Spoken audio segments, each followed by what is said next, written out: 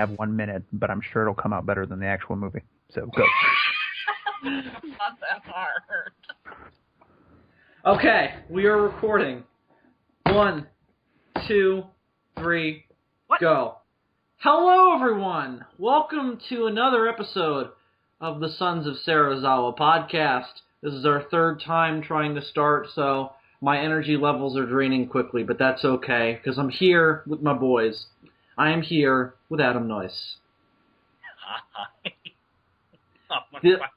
Dylan McCandless. What's up? Andres Perez. Pre-recorded from New York. It's Saturday night!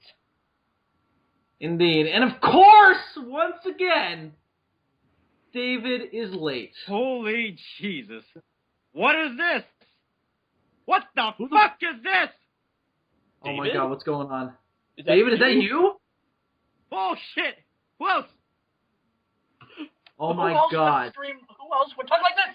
Like really thick, and then do this, and then do that. Who else would talk Oh like my god, David everyone! Joshua Hernandez.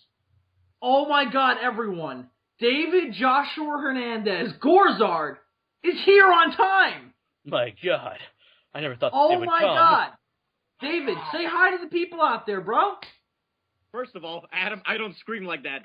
And second, were you just about to call me an asshole? I'm just kidding. Yes. What an asshole. Yes, David is No, here you are on. not an asshole. You are not an asshole. David is here on time, and coincidentally, trying to, the zombie apocalypse is starting outside. David is here on time. Cats and dogs living together. Mass hysteria. Indeed. Indeed. Tired joke, but I had to make it. Anyway, everyone, this is episode 5 of the Sons of Serizawa podcast. 5 episodes in a row, boys. 5. Woo! We're doing good. We reached the Halfway Which is why we're gonna quit while we're ahead. No. This is the last episode. This is also the last episode of the Sons of Serizawa podcast. Oh, you thought we were actually going to do that commentary on JG's Jet Plane? Oh, yeah, you were sadly mistaken, my friend. Yeah, this is a 5-issue run, just like most of the great comics that DC has published recently. Spoiler Very alert. short. You don't Spoiler alert, it all ends in the church. Any good ideas they put out are quickly put out. But anyway, Spoiler alert, the cookbook that Dylan keeps bringing up turns out to be the never-ending story. yeah, because that's a cookbook now. Anyway, so boys, I got an interesting idea to put us on the right step forward today. Let me get do you plan on rebooting the show? Yes, this is the rebooted Sons of Serizawa podcast. We have all been recast except for David. The producers decided to keep him on for another franchise just because he has marketing value, but everyone else has been recast. Andres is now me. Dylan is now Adam. Adam is now Andres. And there is no Dylan. Hi, I'm Patrick Warburton. Right. Ladies and gentlemen, let's start the Sons of Serizawa podcast. I am, of course, the new, much more energized, much more cooler, hipper Zazubaar. Wait, who was I? Oh, yeah, I'm Andres. Wait, I want to hear somebody's imitation of me. Wait, oh, Dylan, you're Adam. Be Adam. But there is no me, right? No, but you're Adam. Do you not understand how a reboot works? Okay, wait. No, because normally they get different actors. They don't just recast the ones that are already there. Dylan, I don't have the budget to get different actors. I just had to have them switch. You know what bullshit that's like if they rebooted RoboCop like they are, but they made Red Foreman the new RoboCop and made Peter Weller Red Foreman. Dylan, do you know how much money I would pay to see Red Foreman play RoboCop? Dead or alive, I'm going to shove my foot up your ass. Dead or alive, you're coming with me. Yes.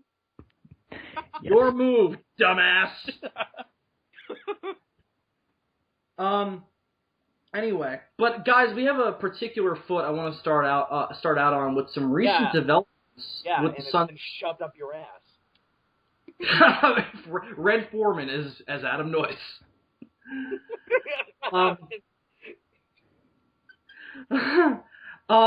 But guys, there's a particular photo I want to start out on, and that would be someone has actually entered and won our Drawing Musla contest. The only one, people. The only one. So they have discovered the Lazy. meaning of life. You lazy fuckers. Yeah. Well, it's Yeah. about goddamn time. All you had to do was draw a giant bipedal moose. That's all you had to do. Was that And so all hard? of you- You disgust me. And all of you failed, except for one man. One man who rose to the occasion, drew Musla, and made his account photo the poster for the Doctor Who 50th anniversary special. That If man you are would not- be... You are not this person. Leave right now. You don't deserve to listen to our podcast. No. This episode has just dropped significantly in views. That man would be Mr. Joshua Batts, who posted his concept art for Musla on Facebook. We thank you very much, Mr. Joshua Batts, for your entry. It was very, very nice and cool. And I'm not sure where he or how he made it the way he did. So He used Little Big Planets. Little Big Planets. Oh, did he? Yeah. Oh, okay. He's creating a level based on a kaiju combat, and he's using Musla as part of one of the fighters in his level. I accept. Cool, guys. Musla has been immortalized in Little Big Planet too. Congratulations. Congratulations, Mr. Batts. Now Bill has to send you all that shit that he promised, and Adam has to send you all that shit that he promised, and I offer you my sincerest congratulations. Well, Yes. one thing you need to learn about Adam Noyce is that Adam Noyce is a politician and likes to make you people hear what you like to hear. And then when it comes time to deliver, Adam Noyce always pulls the string and says, "No, fuck you, leave me alone." And it's at that point where his approval rating drops. At this point, Adam's approval rating drops significantly. Okay, Well, for the record, I am not for the record, according to your fans, Bill, my approval rating is already down into the shitter range. In fact, the people that like me on your channel are people that have gone through my channel and come to you. So that's pretty much it. Okay, so I'm used to getting comments. Which makes the fans that you have all the more important. So what, are we not your fans, Adam? No, because you guys are on the Sons of Serizawa. But that doesn't mean we can't be your fans. Adam, I am your fan. I'm your fan too, I Adam. I am your biggest fan. Oh, okay. So wait, we're not allowed to be your fans. Okay, I'm just gonna go unsubscribe.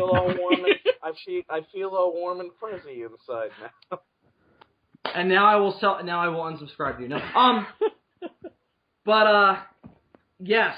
So someone has won the Musla contest. Congratulations to Mr. Joshua Batts. I am not a politician, so I will indeed send you the things that I promised. You will get a signed JJ the Jet Plane plushie and you must be very proud. copy.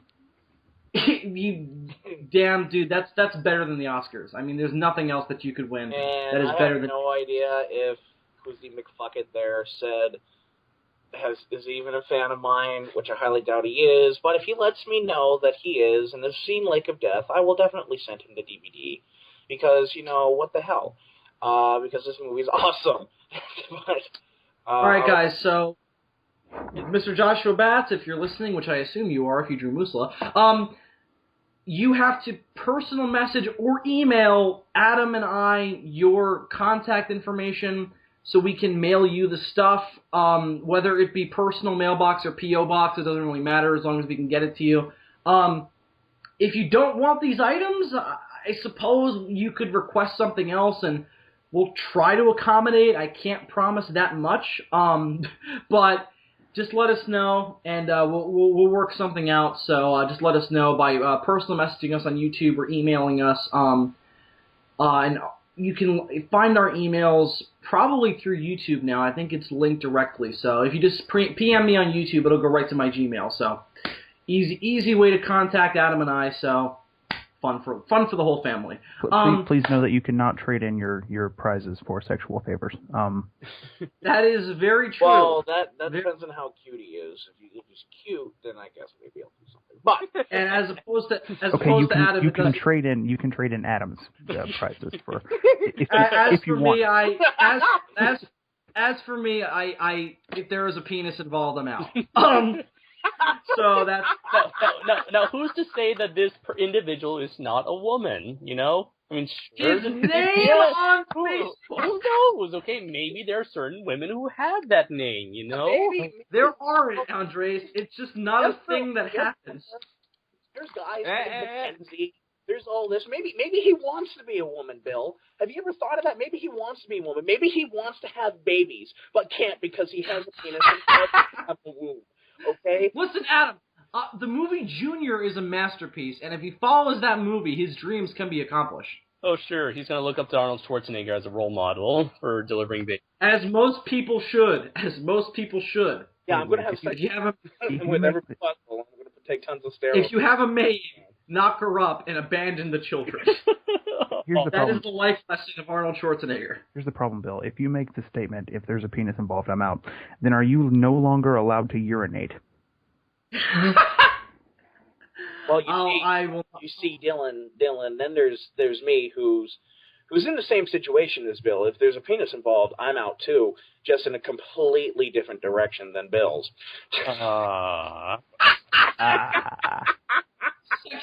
The sexual innuendo is deep on this episode of the Sons of Serizawa podcast. Oh, Deep, long, and hard. Oh my. George Takei just became my fanboy. Oh my god, can you guys imagine if George Takei was an SOS fanboy? That'd be the most awesome thing ever. You know the biggest problem with J.J. Abrams' Star Trek is that Harold from Harold and Kumar never says "Oh my." You're right. That's true. He doesn't even have to say like "Oh my." He just needs to be like "Oh my." Yeah, that would be the only reference I would need. That's all he needs. And Chris Pine needs to learn to talk like Kirk, especially when he's talking to Spock. Spock! Oh. Because Instead of going, Spock, you fucking cocksucker, you fucked it up. Because there's something on the wing. That's dialogue in Star Trek Into Darkness. I just wrote it in there. I dubbed it. So that's what you need to do for your 1,000 subscriber. You need to make your own dub of Star Trek Into Darkness. Oh, I want to be Khan. David can be Khan. David, even though he's white in that version. Even though he's a white guy. Like, hey, he was Latino. He was originally. David, give me your Benedict Cumberbatch Khan. No, technically he was an Indian that was played by a Latino. Is he Spanish or Latino? He is, I believe, Spanish. Who are we talking about? Are we talking about Ricardo Montalban. Ricardo Montalban, yeah, he's Ricardo Montalban. Latino playing. Ricardo was Mexican playing an Indian. Yeah. And then that means Benedict Cumberbatch is a Latino playing an Indian who just happens to be British. No, Benedict Cumberbatch is a white guy who should be a Latino playing an Indian, who had really dark skin when he first appeared and then got way lighter. You see, you're walking a very, very tiny border here, because when you're talking about that, I have no problems usually when there's somebody different or of a different race playing another race. Like if you have... No, I don't either. The issue with the Star Trek reboot, and I'll say this again, the reason Khan being white pisses me off in the new movie is because of the whole time travel angle. Doesn't really make sense. If it had been just a straight-up reboot, it would be a totally different situation. But if you buy the timeline, Khan should be the same character. Khan should be the same character. And Unless his father, like in the old timeline, his father was whatever race he's supposed to be, if not Mexican. But maybe in this new timeline, he has a different Caucasian father, which allowed him to be the way he is. Spock and Nero traveled back to a certain point in time, and nothing before that point in time should be changed. Have you not read Flashpoint? Just one little change can change the entire timeline. Including this is not but Flashpoint. Andres, this is Star Trek. Oh my God, guys! See, Andres, this makes sense. Flashpoint does not make sense. What? Jack and Jill went up the hill so Jack could taste Jill's candy. Jack got a shock and a mouthful of cock because Jill's real name was Randy. Where the fuck did you get that from? Somebody on Facebook just messaged Adam, this was supposed to be a show of sexual innuendo, not sexual blatancy. Oh, so that's what the show is about. Yes.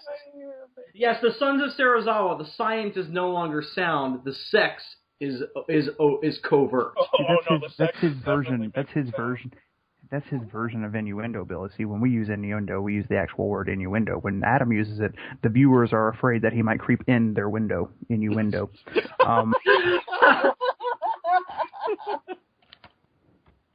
See, we say area, Adam goes cock.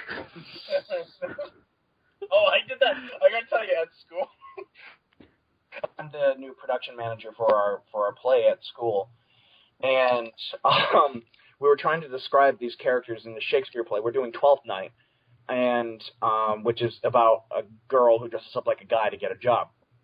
Right. Yeah. But we were trying to describe one of these. What this character means when he means a eunuch. And the teacher, the director, was trying to describe it in a way without saying it, and I just slammed my script down and said, "My God, he means chopped his bloody balls off." And you were immediately fired. No. All he did was look at me and said that. You guys, he said, yeah, that thing. In this case, I hope that troll shows up in the comments of our video and types "gay." Because this episode it would be appropriate. But thank you for connecting the dots. Right? Guys, I want to give some news for updating. Since Adam mentioned his creative career, I will mention mine. I got a job on a film set. Woo! Congratulations. Well, the word job is not accurate. I should say free internship. Oh. But still... Looks good on a resume. But still, I will be on a professional film set, and I will be an extra. Coffee. Oh, you'll be an extra? No, I'm, it's... No. It's for a web... You're not going to fetch coffee. He's fetching donuts. Coffee-flavored donuts. There, good happy meal. No, in this case, it would be lightsabers and swords, because it's for a website who do army battles. So this time they're doing the Army of the Alliance from World of Warcraft versus the Sith and the Jedi from the Old Republic. So I may be playing a stormtrooper, which will be awesome. Okay, well, Bill, that is awesome. I just want to say I kind of did the same thing as a part of my job at the Weathervane Theater, and except that's live theater, that's not movie. But right, I know. But it sucks. It sucks. Well, I only have it's totally worth it. It's totally worth like every second you put into it, but it sucks because it's literally everybody's bitch. That's exactly. Well, here's the thing. I mean, it's a one-day thing, but I have to be there all day, so we'll see how it goes. I'm doing it with a bunch of friends, so hopefully it'll be more fun than just being everyone's bitch. But we'll see. I'm excited. And he gets to play a stormtrooper, so he gets to play that game. And I get to play a Well, so he gets to play that game afterwards. He gets to play that game afterwards, where he watches it and says, "Okay, which one am I?" and tries to pick himself out of the crowd. Well, see, Dylan, it's funny you should mention that because that's the thing with this. I'm not playing a stormtrooper as much as a guy in a hoodie pretending to be a stormtrooper. Ah, do you have a really shitty Halloween? They don't have the budget to get full costumes and also fuck them up in a battle situation. So they're just getting bits of armor and putting them on clothes that'll match the colors. So it'll be a lot more like this is happening in modern day, just with the weapons of the days of the universes. So I am excited. I get to do some camera work. I get to do some acting. I'm very excited. The meeting went very well. I'll be doing it November 2nd. And that, I believe, is a day we do the SOS podcast. So once the filming is done, I get to come on here and talk to you guys. So I'll let you guys know how it went. We're very proud of you. And I will also, since the guy who runs it found out I have a YouTube channel, he told me to promote it. So I will give, I don't know a lot of details on it yet, but I promised him I would provide details on the channel to promote it. So I'll give you guys details as I find stuff out about it. So I just wanted to throw that out there, just because I promised the guy. So now that the members of this podcast have whored themselves out in every sense of the word, and we're 20 minutes into the show, I wanted to start something since this is the first time David has been here on time. On the last podcast, David came in about 15 minutes late, and there was a significant lack of David in the last episode, and the fans seem to be disappointed. David, defend yourself. Explain, defend myself. Defend your lack of presence. Your lack of speaking to the fans. I'm not saying I agree. Defend yourself to your fans, your loving fans. And this time we know full and well that you are not ripping off the Mask of Life and staring into the face of God. Yes, this time we know that the Mask of Life was not involved. All right. I was not tearing off the Mask of Life, staring into the face of God. I was tearing off the mask of a noodles cup, trying to get some noodles. No. Oh. Now, you see, That's a lot more dramatic. You see, if you would have been... That makes a lot more sense. So, David, by that same vein, in order to prevent a lack of David this episode, I would like you to start us off, so we get going here, that could give us some mileage for conversation, with some random topic. Tell us a story about something that happened to you in the week, a topic that struck your fancy, anything you want to discuss. It's all you, man. It's all on you for this first part of the podcast. Go. Okay. Bill, you should call this episode the Dave Hernandez Show. David, get us going, bro. Okay, fine. Two things. One, when the Asians invade the U.S., that's an invasion I'm never gonna be afraid of. Second, I stole the plot of an anime for my communications class, and people bought that story. All right. Are you sure it's safe to share that information on the internet? I'm they know bored, that Zark. you're- What are they going to do, sue me again? Yeah. David, elaborate on the second story, because that one I'm intrigued in. What anime did you rip off? Okay, I never seen the anime. I don't even know if this is an anime, because my friend told me this story, and he actually convinced me that it was a true story, but then he told me that he ripped it off from an anime, and he didn't tell me that until after I told him that I ripped off that story of his. And This is mental bullshit. okay, so anyways, for my communications class, I was supposed to write an essay about 2 lies and 1 truth. I was supposed to incorporate 2 lies into the truth. Self-explanatory. So I lied about going to band camp and meeting some foreign exchange girl and developing some sort of intimate relationship with her. Then going back to school for my senior year and getting drunk graduation night, and her calling me in the middle of my drunkenness and me just telling her off. So the beginning was false, so was the ending. The middle was true. So you did get drunk at graduation. Yes, and but there was no foreign exchange student, and since there was no foreign exchange student, you couldn't tell her off. yeah, there was no call. Wait, so what? This is supposed to be an anime? Because this is a really boring anime. Just saying. This sounds like a really boring anime. There's no tentacle monsters. And there's no giant. And there's no giant robots.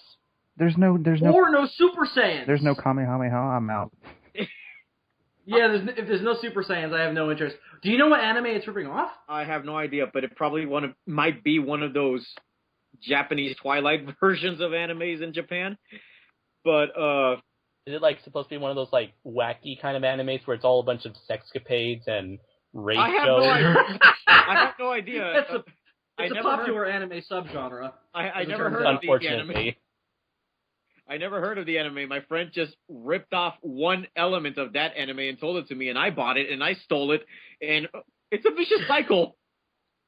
So I wouldn't even say you really stole it from an anime. I would say it's more like you borrowed the concept from a friend of yours. Oh, no, I stole it without giving credit. You stole it from a guy who says that he got it from an anime. But in reality, he didn't even tell you the anime. But in reality, he could have heard it from some shady guy in a back alley, or you know. Yeah, what if he heard it from a shady guy in a back alley, who then told him it was from an anime, which wasn't true, and then you see how this could work? It's really confusing. Who cares? I got a B-. I assume I got a B- because you assume. Okay, because I wasn't supposed to read my essay. I was just basically supposed to tell this as if I was telling a story, which is what I'm good at. So a lot of people bought it, but the more people started questioning the story, the more the lies started coming into fruition. They started questioning like, wait, didn't she have foster folks? I'm like, maybe. Oh, did you have to tell the story in detail, like every single gritty detail? Not in detail, but the whole. Have you guys all seen Christmas Story? Yeah. Yeah. Okay, so David Joshua Hernandez, you know what you got in my book? What? An A plus,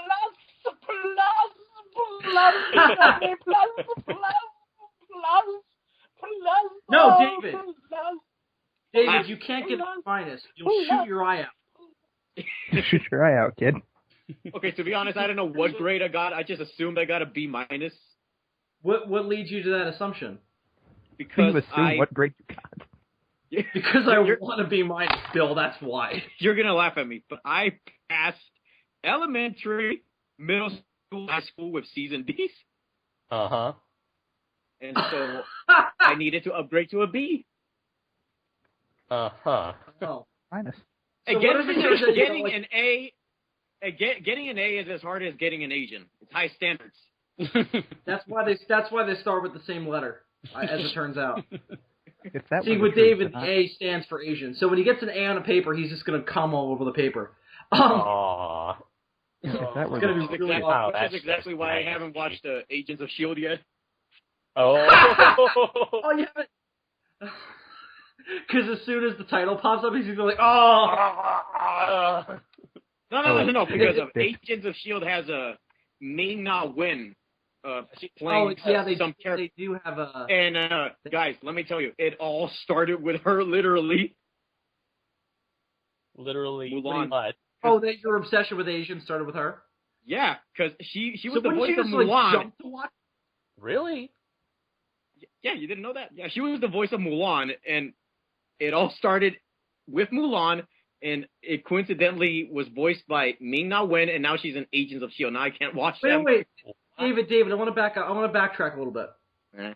So you popularly on the podcast, you are obsessed with Asians. Yes. So here's the question. Mm. Your Asian obsession started with Mulan, right? Mm-hmm. Makes sense. Children's animated film, Asian characters.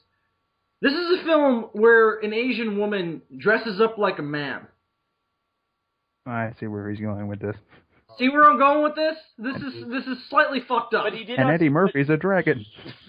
And Eddie Murphy is a dragon. David, explain yourself. This is where my rule that as long as she's Asian, it's all right. That's where it began too.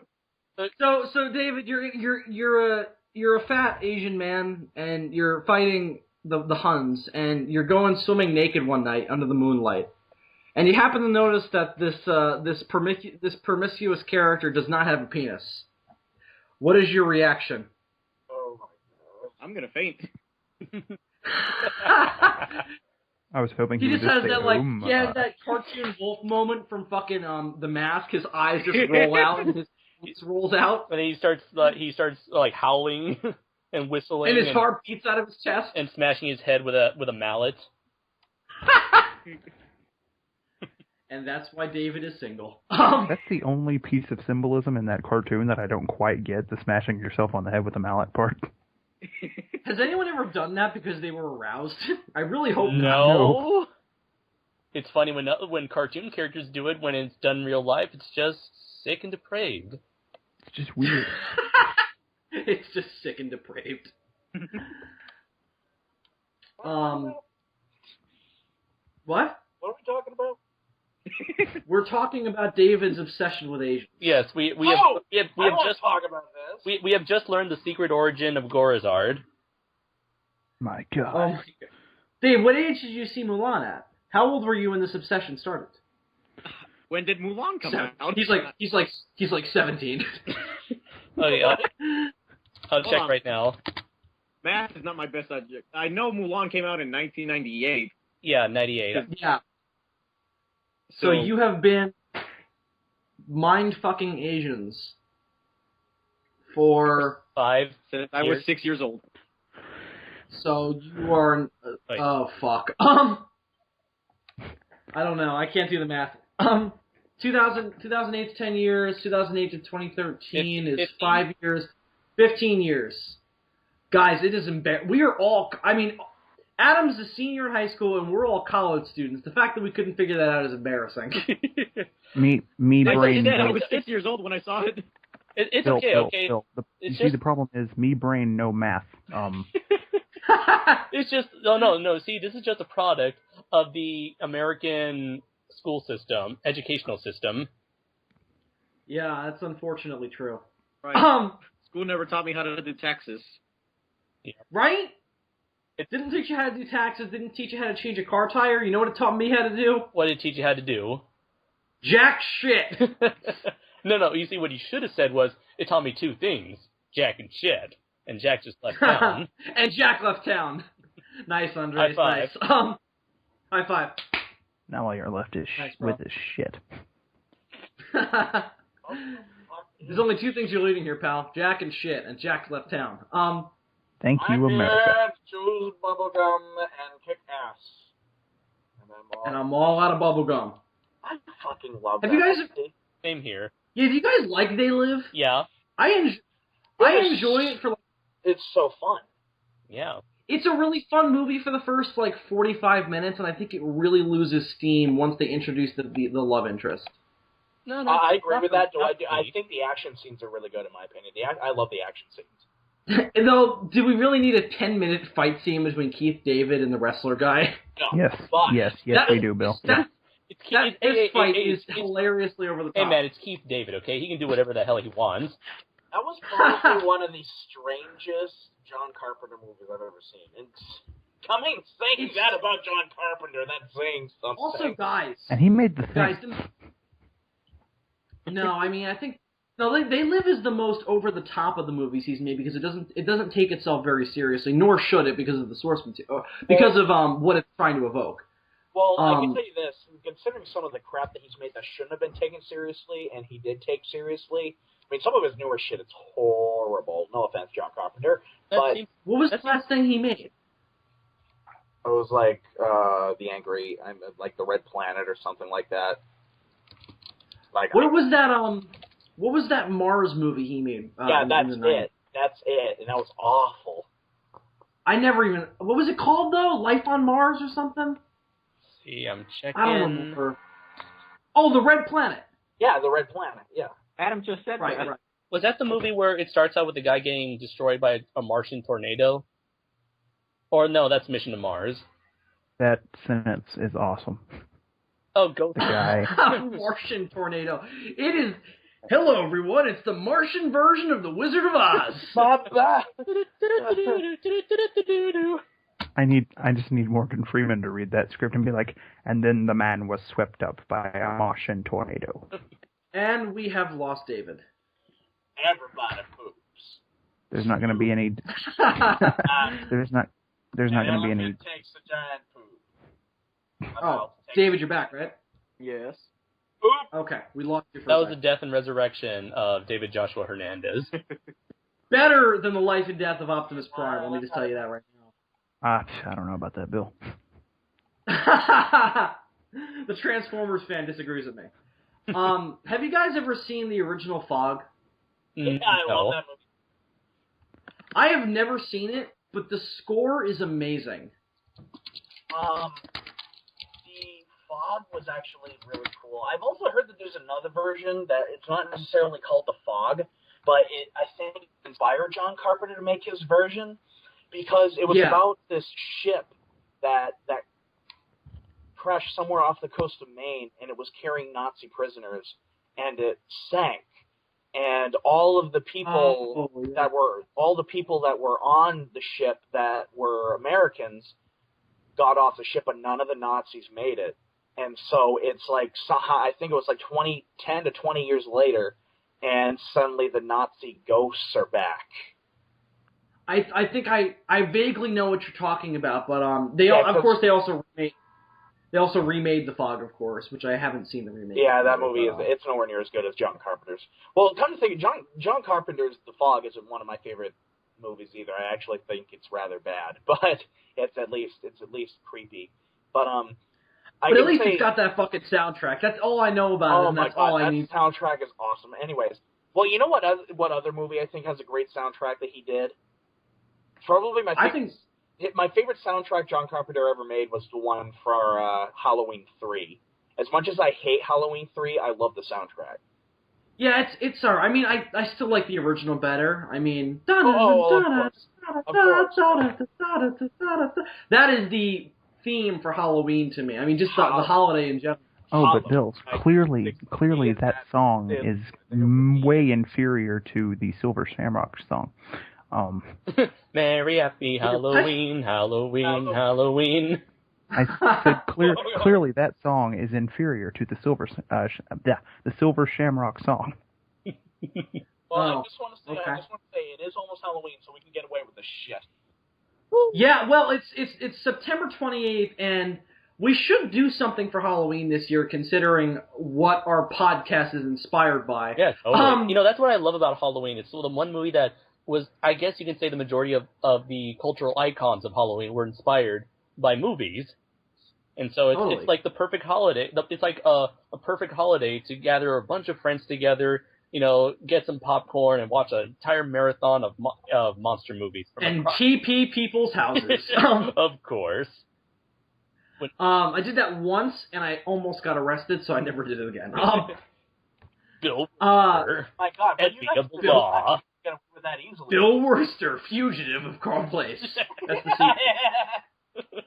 Oh God, Bill! I know you're not really a South Park fan, but there's an episode where they TP this woman's house, and you should go watch it.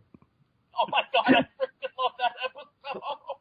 Wait, they TP a person's house, and I should go watch it. They TP. That is the best recommendation I have ever heard. They TP their teacher's house, and they take it way more seriously than you are, Bill. There's a Hannibal Lecter parody in this episode. Oh, I just saw that last month. I love it. Oh my God. On that same note, have you guys seen? Because it's featured on YouTube, so when you open up the homepage, it pops up automatically on most computers. Have you guys seen the trailer for the live-action Need for Speed movie? No. I see it. No, I have not. I've never heard for the series. Why would I want to watch? David, I've seen please tell me you almost cut yourself, because I almost did. No, I didn't. Okay, let me explain. He sounded so proud of himself. Like, no, I did not try to cut myself. Okay, let me explain something. In no way am I anticipating, hyping, or hoping for this movie at all, because before I saw the trailer, the first thing that popped into my mind was that, oh my God, they're gonna try to cash in on the Fast and the Furious. You're gonna ruin Need for Speed. Well, I could less give a shit about Need for Speed. I never liked the video. Yeah, I mean, I don't give a fuck about Need for Speed. When it came to racing games, I'm only in for Mario Kart. Mario is the only racing game I'm into. Mario Kart. Hell yeah. Okay. Guys, we need a Mario Kart movie. It just needs to happen. It's the sequel to the 90s movie. They're just old men driving go-karts bumping into each other. It's called Luigi, yeah. Over lava. It's called Two Mario, Two Kart.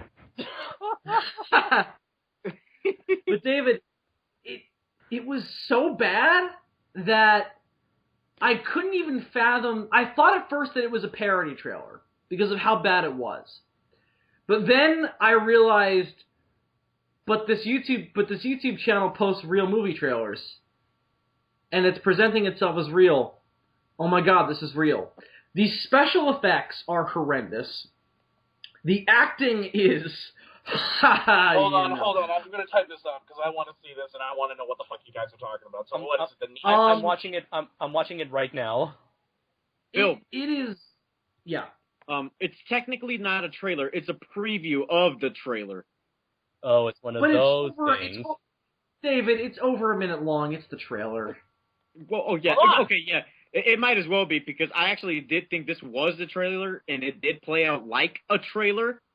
I just thought it was a teaser trailer. I had no idea it was a preview of a trailer until, like, it was over. But hear me out. I gave it a chance to watch. Okay, like I said, I'm not a fan of Need for Speed, and I could care less about the franchise. But the one thing that drew my attention to this trailer was, one, Aaron Paul. Second, curiosity had me, because this is technically a video game adaptation. And you know, we had that conversation that it's an untapped market at the moment, and that in the future, that's going to be the thing dominating the box office. So hopefully. I got curious, and surprisingly, it's not as bad as I thought it was going to be, because this is what I was expecting, not for a Need for Speed movie, but for a Need for Speed trailer, a movie trailer. I was expecting to see a bunch of people from the ghetto racing across LA with a bunch of hip-hop rap music playing in the background, and just a bunch of Fast and Furious rip-offs and imitations. And David, let me counter. I think that would have been better than what it looks like they're trying to do. It's like, it plays out like they're trying to do, like, the Grapes of Wrath version of Need for Speed. I can't it takes its... I can't find this trailer anywhere. Where the fuck is it? I'll send it to you. Adam, I'll send it to you right now. I got the link. All I have is the video game. There we go. It takes itself so fucking seriously. I don't know. I think that it's because it's a concept that's so fucking simple. It's cars racing, and you know, of course, kind of like Grand Theft Auto, the cops can go after you. I think at least in some versions of Need for Speed, the cops do go after you. But I'm like, you know, the trailer is so dark and serious, and like, it's a revenge story, and the guy is talking about how he's going to topple some kind of government, and he's like driving around like a badass. I'm like, I don't know, this strikes me as not the franchise to do that with. And also, the whole time, I just have this weird thing where I can't take a movie that's trying to be an action drama piece about racing cars seriously. Like, to even consider that the Speed Racer movie has a story just boggles my mind. The only movie I've ever seen about racing cars that has, like, been good to me is the biography of Dale Earnhardt. And that's different. That's a biodrama. So, you know, just I just can't take car racing with drama behind it like action drama behind it seriously. I just can't. I don't know. It's weird. You have clearly never seen Death Race. I have seen Death Race. Death Race is beautiful. Death Race is not beautiful. I'm watching this trailer right now. I don't know. I was so wowed by how bad it was. I tweeted today. I tweeted Need for Speed live action dark film. This was my reaction, and it was a clip from Futurama with the guy going, I don't want to live on this planet anymore. No. That's why you guys reminded me, because you guys mentioned South Park. I just finished watching the trailer, and all I have to say is this movie really represents what is wrong with the direction Hollywood seems to be going when it comes to video game movies, because it seems to me that they keep picking the movies, they keep picking the wrong games. They pick on the games that they themselves were already inspired by movies. So you got a movie based on a game inspired by a movie. Like, well, I can tell you what. And I hate going back to this movie all the time, but I have to say it's probably the most accurate depiction of basically everything that's going on with the internet, with Hollywood in general. To Boldly Flee is probably the greatest example of how I think, yeah, we're getting this shit now, but it will get better. Because there is a whole new generation of young filmmakers out there who are so fucking sick of the crap that Michael Bay is making and everything like that. That they're literally the dark side of the plot, the dark side of Hollywood, is going to be overtaken by these new creative people.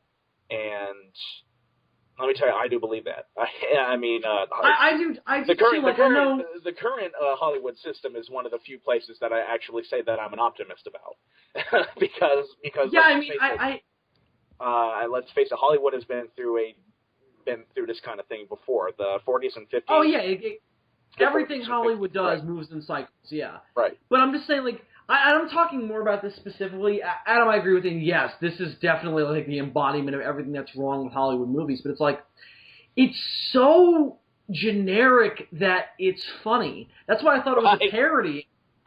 That's why I thought it was a parody trailer, because it's so generic that I was like, this can't be real. It's so plain and boring. It has to be. Let me tell you why. Have you guys seen the College Humor thing where it was a trailer for the live-action version of Dora the Explorer? Yes. Yes. Oh, my God. You see, if somebody wound up making a movie like that, that'd be fine, because you could clearly tell that they weren't taking it serious, that they were having a shit ton of fun making it. But then all of a sudden, when you watch something like Need for Speed, or this trailer that I just fucking watched, it's like, why? Why, Hollywood? Why? You're not learning at all. You're not adapting. You're not learning from mistakes like before. To me, this is looking like from Paris with Hate or something like that, from Paris with Love or whatever. The latest John Travolta monstrosity. Oh yeah, from Paris with Love, which has nothing to do with the James Bond movie. I know, but that movie was horrific. Oh my God! And then there was that new Brad Pitt movie. I forgot what that was called. It wasn't not World of Killing Them Softly? No. Yeah, Killing Them Softly. Killing Them Softly. Yeah. All things that sound like James Bond titles. But I actually watched a couple minutes of World War Z today, and I gotta say I was actually kind of interested to watch the whole thing. Fuck. Let me tell you this. I might just go on a little rant here with that. Let me tell you, I read the book. The book is phenomenal, and usually I don't like those kind of books, but that book was phenomenal. I kept wanting to read it, and I wound up reading it over the course of 2 days. That's how much I got into it. And it's a rather thick book, too. And you see, here's the book is after the zombie apocalypse happened. The book is written about this UN reporter traveling around the world after the zombie apocalypse has ended, and going around talking to survivors and asking them, what's your story? So you have stories from China, from America, from England, from France, from Egypt. You have all these interesting stories from all around the world. And suddenly I see the trailer. I will not see this movie.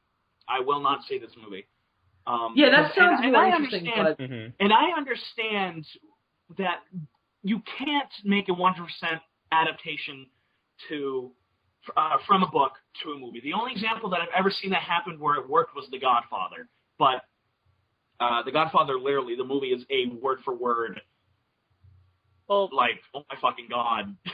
Well, that's exactly right. And then you look at stuff like Kenneth Branagh's Shakespeare's Hamlet, where it's just a play on film. And then there is Sin City, which is a literal translation. What Frank Miller calls a translation. Sin City, Watchmen to a certain extent. Well, actually, if you look at it, Sin City is still different. But anyways, you guys aren't getting my point. You've got to do stuff. Sometimes you got to do stuff to make it more interesting. Lord of the Rings is my favorite example of this. The Lord of the Rings movies changed quite a bit from the book, but they changed stuff that still made it feel like, yeah, you're still watching the Lord of the Rings movies. World War Z's case, they totally took the book and threw it out the window. They just made it look like, hey, let's just keep the title because that's marketable. And so this is the epitome of why I think Warm Bodies started it, and this movie just confirmed it for me. Is that the zombie genre cannot be taken seriously anymore, which is going to hurt me quite a bit. But wasn't there already talks for a Left 4 Dead movie? Wait, they're making a Left 4 Dead movie. Let's see, I'm just going to check. Once more, I don't want to live on this planet anymore. No, but I mean, the only thing that grabbed me about it was the fact that it struck me as being so serious. I don't know, I liked how it looked like they were handling the zombie apocalypse. No, oh my God, Bill, they didn't even get that right. They didn't. And here's my issue with it. And it's not even the fact that it's a PG-13 zombie movie. That's fine. You can leave a lot of stuff to the imagination. But here's the problem. The movie apparently didn't. The movie first off, the zombies aren't zombies. They should have been called the infected. While in World War Z, the novel, they were clearly zombies. But why they were actually the living dead? Yeah. Well, they were. First things first. The movie. The book never explains what started it. It just said, "Here's what's happened. The world's gone to shit. Now it's over. Now I got to get some answers." That's essentially. And that's the whole point of the movie, as far as I can tell. No, it's not. No. The whole point of the movie is finding out what the cause is. No, the whole movie is about freaking. Whoa! Spoilers! Spoilers! No, I mean, I'm just saying, as far as what I saw, it seems like the whole plot is like them trying to find out what caused it, which is clearly not what the book was like. No, it's not. And you see, the only way I think World War Z can be made... I'm sorry. The only way that World War Z can be made... Now, here's a problem when I drink a lot of caffeine. I usually get really happy or I get into a really ranty mood. But the only way to properly make World War Z into a movie... Actually, I wouldn't even have made it into a movie. I would have made it into, like, a tiny mini-series, is to do it like a documentary. Yeah. It's literally the only way you can make the book World War Z as a movie, is to do it like a documentary. Because if you look at World War Z, it's an oral history of the zombie apocalypse. Right, that's how it's marketed. And you read it, the entire book's in quotes. So it's almost sort of like a history book / anthology book, sort of. Yes. That's kind of how it struck me. And I haven't read the book, so I'm not sure. And I wasn't. It's just I don't know. Next thing you know, they're gonna take like the wasn't there a book called like How to Survive the Zombie Apocalypse or something? Yeah, it was written by the same guy. Eventually they're gonna take that book. The Zombie Survival Guide and World War Z was written by the same guy. I bet you they're going to just... Does Zombie Survival Guide have a story, or is it just literally this is how you survive? Literally, this is how you survive the zombie apocalypse, which is why it's one of the funniest books I've ever read, but also one of the most informational, awesome books. I took it very seriously. I'll be honest, that movie inspired some of the stuff in Lake of Death and Compounded Chaos. I can easily say that. I don't doubt it. Next thing you know, they're just going to take that like zombie survival guide. They're going to take that, turn it into a movie, ignore everything, but still keep the title. It's going to have nothing to do with the zombie survival guide. It's just going to be it's going to be Left 4 Dead in the movie. They're just going to call it the zombie survival guide. And by the way, it wasn't Left 4 Dead. It was Dead Island, that one zombie game from like a year ago. Oh yeah. I remember this. Yeah. They decided to make that into a movie based on the first trailer, and I've played the game. It's fun. It's not movie material. Here's the thing. The game has nothing to do with that initial trailer, right? Left 4 Dead. Not really. With the little dead with a girl and her family at the hotel. That's the first scene, but you don't play as that guy. You play as a different guy. Your character has nothing to do with them. Left 4 Dead. There's an interesting mini-series on the internet. It was, I think, 3 or 4 parts, but it was made by these two brothers who directed it, and it's basically Left 4 Dead. It's a movie. And though it follows completely different characters, it follows the same Left 4 Dead structure. There's a witch, there's all this, there's that, there's boomers, whatever. It's actually really cool on how it's done. But you see, the reason why it's done well is because they're clearly having fun making it. And, it reminded me a lot of Tremors. They took a completely ridiculous idea and just went with it. And if you're going to make a Left 4 Dead movie, I think that's how you need to do it. Is you need to basically make something like Zombieland. Because that's why I like Zombieland, or films such as Shaun of the Dead is one of the funniest movies I've ever seen, and one of the best zombie movies I've ever seen. Mm-hmm. Shaun of the Dead is freaking hilarious. But also, again, Zombieland is just a perfect example like that. So again, if you're going to do something like a movie adaptation to Left 4 Dead, it shouldn't take itself seriously. Seriously, like it really should. It could have some serious things in it, but it should be done like Tremors. You know how they ought to tone it? They ought to tone it kind of like Ghostbusters. Yeah, kind of like Tremors. Yeah, they could. Yeah, I mean, like that. Yeah. Because just imagine a world where this. Oh my fucking god. Bill. What? Oh yeah, oh my god, that's so true. Bill is That's the only so reason true. Bill is the only reason why I like the first game. like the second game sucks, but Bill is the only reason why I enjoy the first part of the first game. It's because he's so badass. He's the Vietnam War veteran, right? Yeah. Okay. Well, I'm just saying, like, just imagine, like, they do it like the world isn't in apocalypse state, but there are certain parts of it that are overrun, and they just send these guys in just to clean up the population of zombies, and it's like Ghostbusters. It's like a business. I think that could be really cool. Well, no. Well, that wouldn't be Left 4 Dead. That's the thing. No, I know, but I'm just saying, do a zombie movie like that. That could be interesting. No. No, I don't. Why couldn't it be interesting? Oh, no. I was just saying that it's a joke. I wouldn't know how you do it, but I was just saying it as a joke. It would be interesting. I just wouldn't know how I'd do it. But I can tell you right now, though, I'm so sick of fucking zombies. Yeah, I think World War Z is like the time where it's like, all right, we're kind of done. We're just adapting books and not making them like the books. So let's go on to the next thing, which hopefully will involve things that are tall, dark, and scaly. Ooh. Fuck yeah.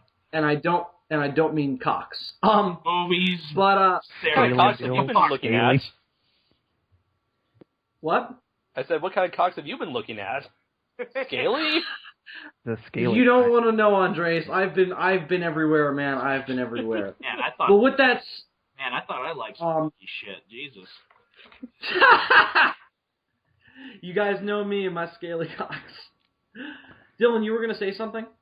No, I was just basically saying the same thing that Andres did. Yeah. Oh, guys. Just for the record, when we were talking about the Fog soundtrack, I'm going to paste you guys don't listen to it now, but once this is done, you guys need to listen to it. This is the epitome of why I like the Fog soundtrack. Okay, so there, I just sent you the link. Yeah, it's really awesome. It's the track where the Fog enters the town. And driving up, they're like, oh fuck, and they just see the fog slowly going into the town, just like back up. And Adam, with that said, it's also I also enjoy his soundtrack for They Live, because I think because They Live doesn't take itself it doesn't take itself very seriously. Like very 80s soundtrack, and that's They Live. They Live is one of those soundtracks where I'm like, if you want to learn about the 80s, watch it. Yeah, I have several tracks of it on my computer saved. It's a really fun soundtrack. Yeah, but boys, with that said, I think it's a certain time of the episode. I think it's time for the general news update with Andres Perez.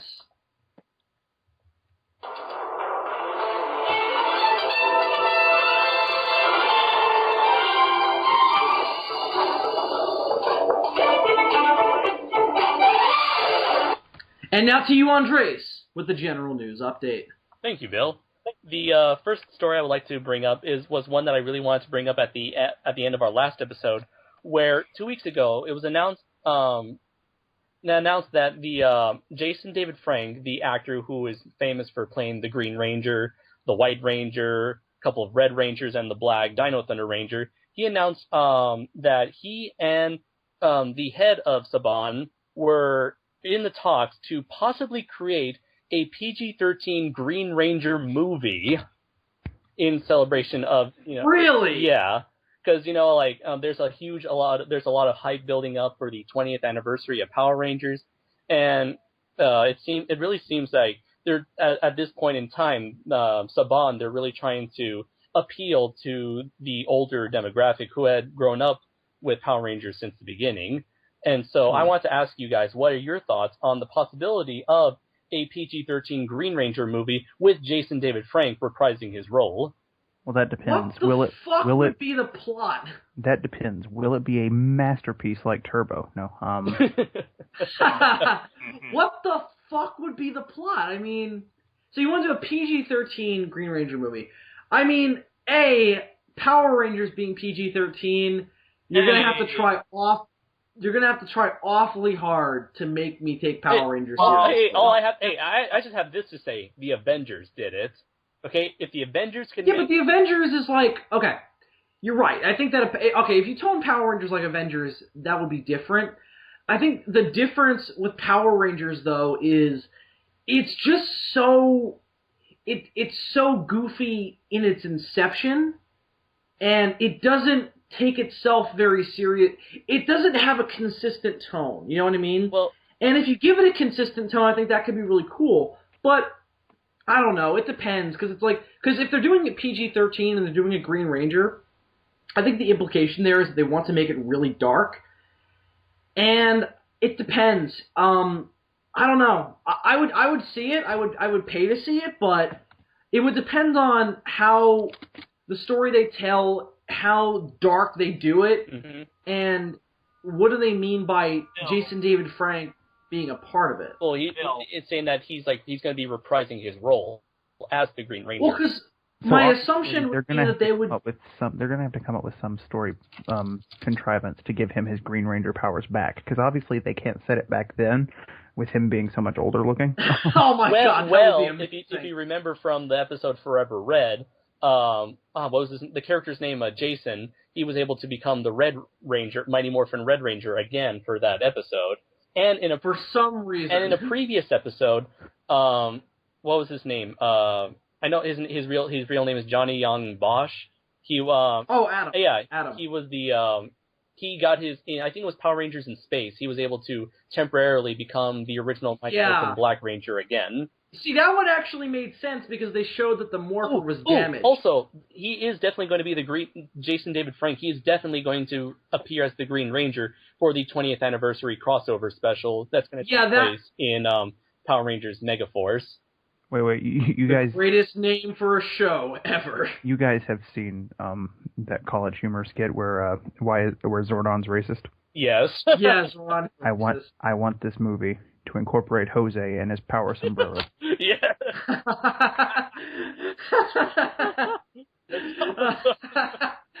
Jason David Frank plays Tommy Oliver with his spunky sidekick, Jose, with his power sombrero. And for some reason it's played by Johnny Depp, because who knows? I'd be surprised. You would be surprised. I don't know. Weird fucking idea. Well, because I would think the idea would be to do it as a reboot and do it... Because if you reboot the series, that would be different. Because then if you toned it like the Avengers, that would make sense. But to do it in the same continuity, I don't know. Now, are they going to release it in theaters, do it direct to DVD? They have been talking about having it be theatrically released. Again, however, at this point, they're only in talks. And, I'm assuming that Jason David Frank is sharing this on Twitter just to build up hype and see whether or not there's actual support for this. Right, and I guarantee there will be. I mean, again, I'll go pay to go see it if I have to, but I mean, it's just such a weird idea. Also, are you aware of this project that was on Kickstarter called MMPR? Which was a fan, I guess it's supposed to be like a fan film / where it's supposed to be like a more gritty reboot of Power Rangers. I'm sharing. I saw the trailer for that. Yeah. It was really good. It was really good. And yeah, they're even like bringing back the guy who did the voice of Lord Zed back into to reprise his role. Yeah, it. See, that's how you do Power Rangers seriously, is you make Lord Zed a scary fucking villain. Mm-hmm. Okay, well, and I'm sharing the poster right now in Skype. Mm-hmm. It's funny. Adam, what's up? Oh, shit. No, Adam's been trying to say something for like 5 minutes, so. Bill, you once told me, this was a very long time ago, that you had the idea of a Dark Power Rangers reboot. I did. And I had to say... You could, with what Bill was trying to say, I'd say you could make something pretty serious out of that. It's just, the only thing that I could picture people having a hard time with is the fact that it's fucking Power Rangers. It's the title, right? It's the name Power Rangers that is the problem. Yeah. Because the concepts of Power Rangers could be done in an Avengers or Iron Man style of entertainment. You do it goofy, but you play it straight. Right. And then you can also bring Pacific Rim into the equation, where again, it's so a lot of people think of the idea. I know perhaps the majority of us don't think it's silly, but the majority of people think the idea of using giant robots to fight giant monsters is incredibly silly. But they made it work and played it straight in Pacific Rim. See, here's the problem with original Power Rangers. The craziness of the universe does not impact the real world. the Power Rangers and the Megazords fighting the monsters has no impact on society. And that's why no one can take it seriously, because it doesn't study the implications of its own world. And I'm not saying it has to be this dark, philosophical, thoughtful film. It just has to make sense. The other reason that people don't take Power Rangers seriously is that you can breathe on the moon.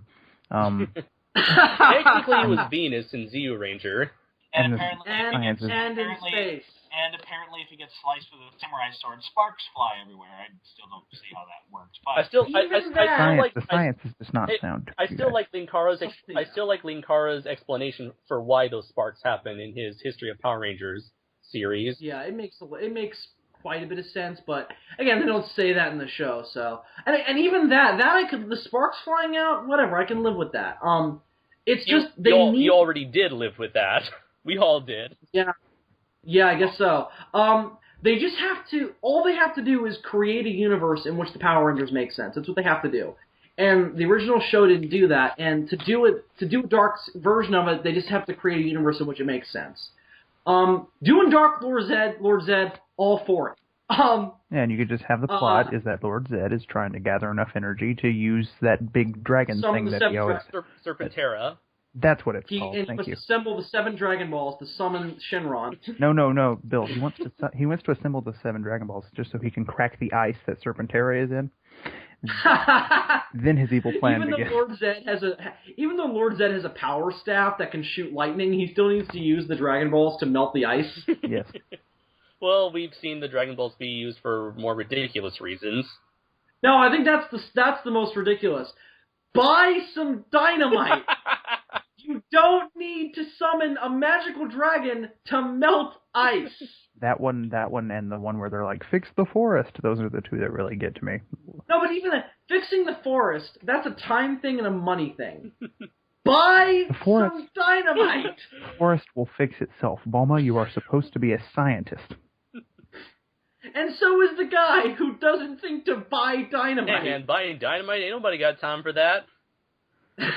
Except for Wile E. Coyote. David, you were trying to say something before, so if you remember what it is, go ahead. It's funny that you bring up the Mighty Morphin Power Rangers fan web series, because Kevin Tankaran, the guy who produced and directed Mortal Kombat Rebirth and Mortal Kombat Legacy, was considering doing a short film similar to Mortal Kombat Rebirth, depicting a gritty, realistic vision of Power Rangers, where the Green Ranger has to go find the Red Ranger, and it's basically in our world, and both these surviving Rangers are now MMA artists, mixed martial artists, and which is half true. Yeah, and basically, they explore. It's basically a where are they now? The Yellow Ranger died in a car crash, and which also happened. Yeah, it's basically set in reality, and I find that to be an interesting concept. And on the whole Green Ranger serious PG-13 film, I honestly think it can happen, because I'm a huge fan of Tokusatsu. I love Ultraman, Kamen Rider, Super Sentai. I love Super Sentai better than Power Rangers, because I honestly believe that Saban fucked up Super Sentai. It was cheesy. Totally. It was cheesy to begin with.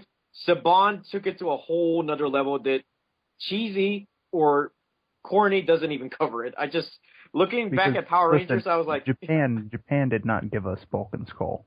Okay, no. That was not. Here's the other. That was not a Japanese thing. The worst thing about Bulk and Skull is the music that they play whenever they're doing. Well, here's the other problem. In Super Sentai, people can die. Mm-hmm. And in Power Rangers, no one dies. The thing about Japanese shows, even animation, there are no restrictions on certain subjects like that. That's very restricted here in the United States. Like with Ultraman Tiga, the Japanese version was like any other show in Japan. It had like certain subject matters that you couldn't show on American television. And the English version of Ultraman Tiga, it took away those elements and replaced them with much more different things, like Apparently, there was this episode of Ultraman Tiga, the English version, where this giant kaiju that looks like grapes, just a bunch of grapes formed into one shape. The evil mass of the Fruit of the Looms mascots have decided to take on the Power Rangers. Truly the greatest special effect to ever come out of Subaraya Studios. E.G. Subaraya is not rolling in his grave. No, not at all. I honestly get hungry every time I watch that episode, but anyways. David looks at the great monster and goes, "Oh, that'd be good." Anyways, in the Japanese version, the kaiju releases like these probes to kill humans, to suck the life force out of them. And in the English version, it just turns them into zombies, apparently. Oh! Well, Because it's kind that's of like so much better. Well, it's kind of like fucking the original Green with Evil saga from Power Rangers. It's like, in the original Super Sentai version, the Green Ranger didn't just lose his powers, he fucking died. Mm-hmm. The Power Rangers had to kill him in order, or the Super Sentai had to stop him, or had to kill him in order to stop him and get rid of that evil power. In Power Rangers, it's like, we have to destroy the power coin, and we will forgive you immediately after you're done. And that's it. The problem with Power Rangers is that there's no consequences for anything. So that kind of makes it bad for kids because the show is really violent, but there's no consequences for it. Even for the villains sometimes. At some point, Rita and Zed just become... They become human.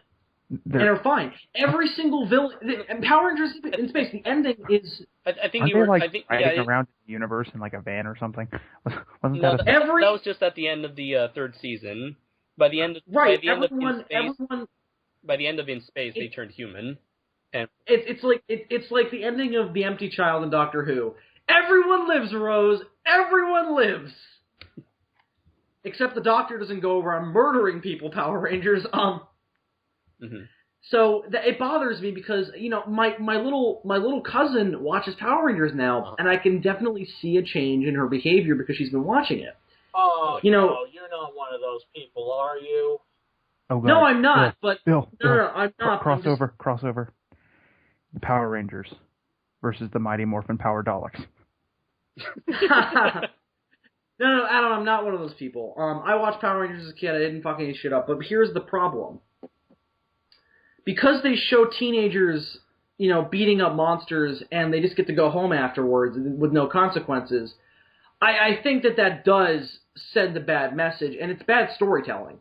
That's just the only problem I have with it. And, I can see, I can just see that the violence without the consequence kind of, it's not a good example for kids. And I think that you look at something like Batman the Animated Series.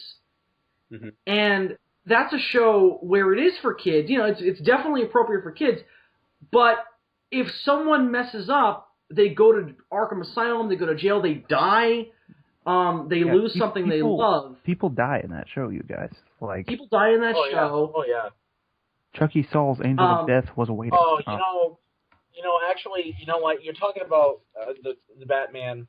Arguably, that's actually...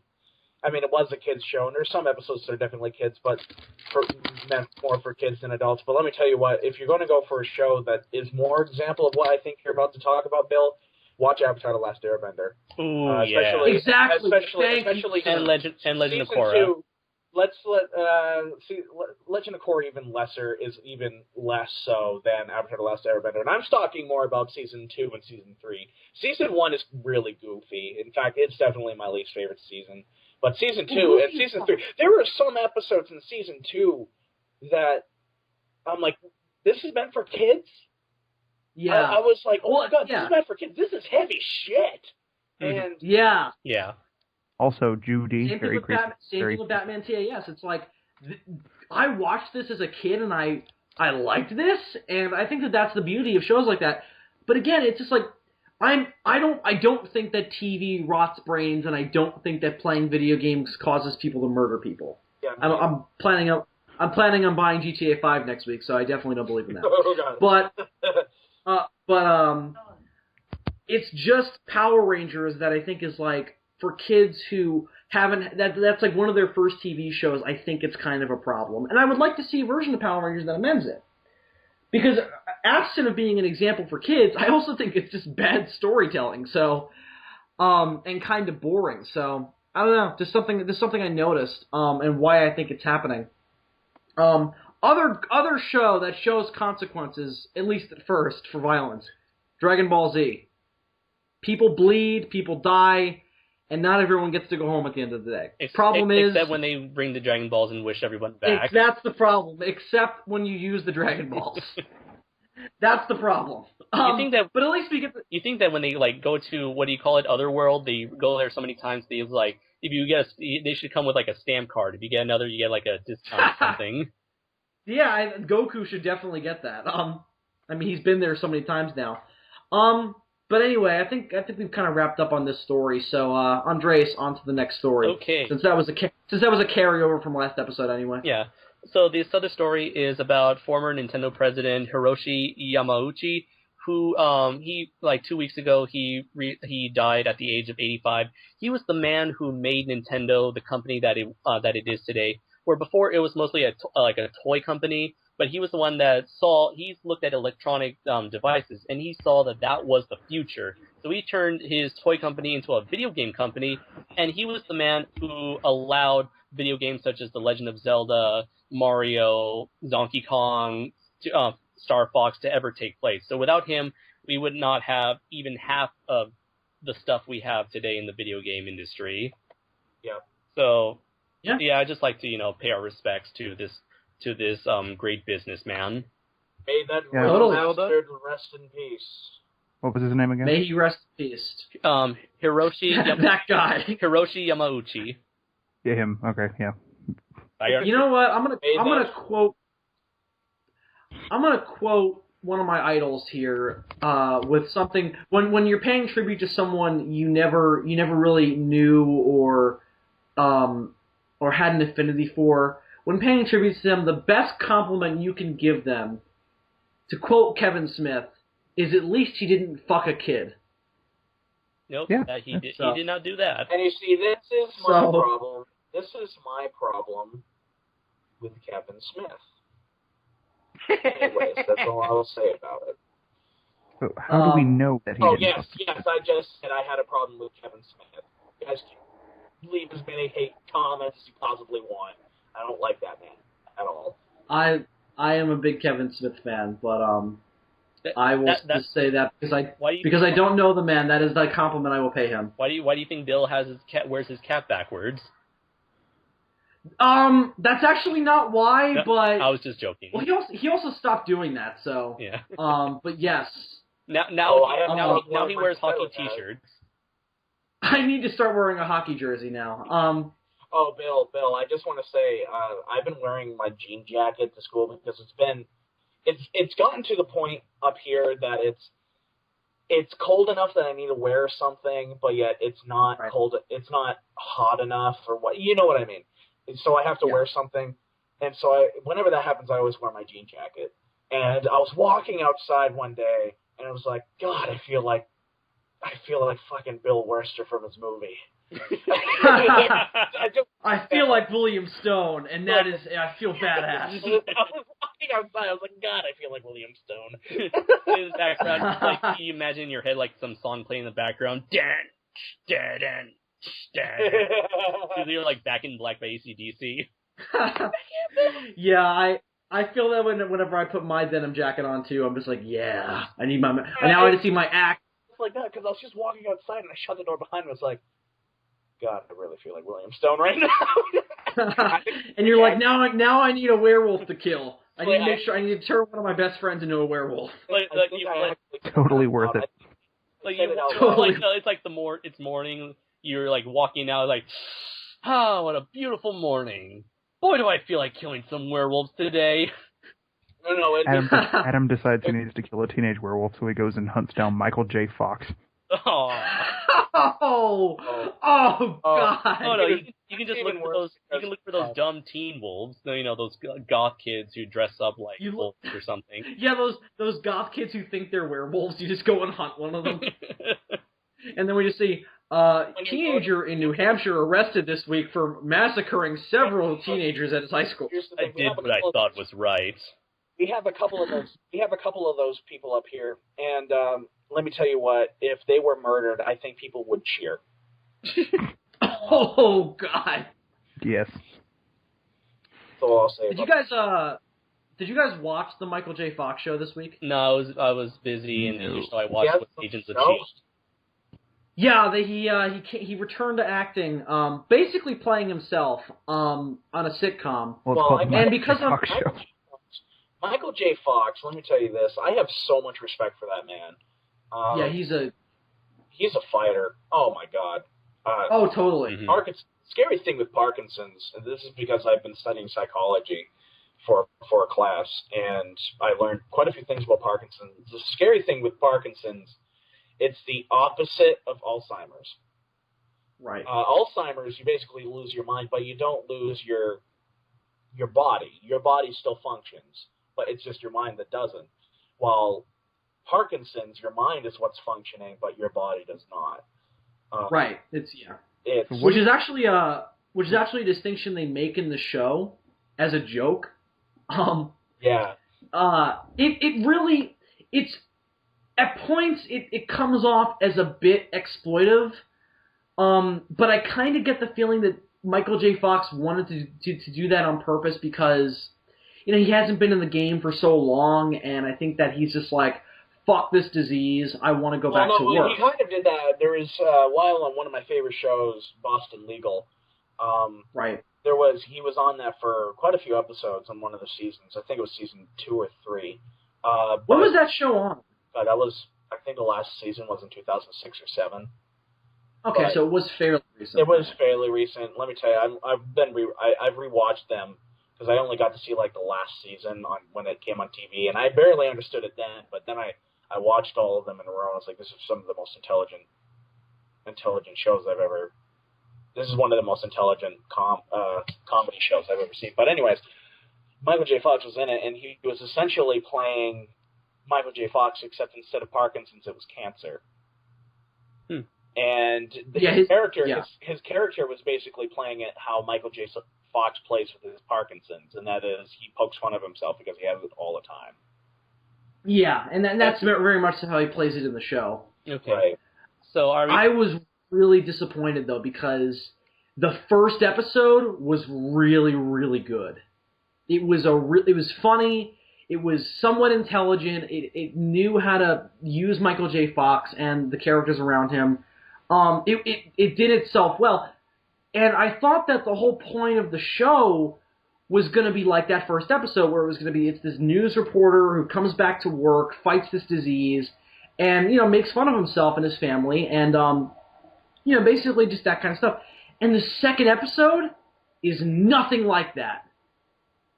The second episode was bad. Yeah. It was a generic sitcom, goofy Full House situation. I was really disappointed because the first episode was so good. Full House. And then it just fell off so bad. It felt like such a generic sitcom in that second episode. I really hope it picks up from here, but it started out so good. But I just wanted to throw that out there because I'm sure people out there did watch it considering Michael J. Fox's place in the film community. So I just want to throw my thoughts out there. Anyone else catch it? So you're saying that it was basically another 2.5 Men, the second episode? No, it wasn't. No, you know what that sounds more like?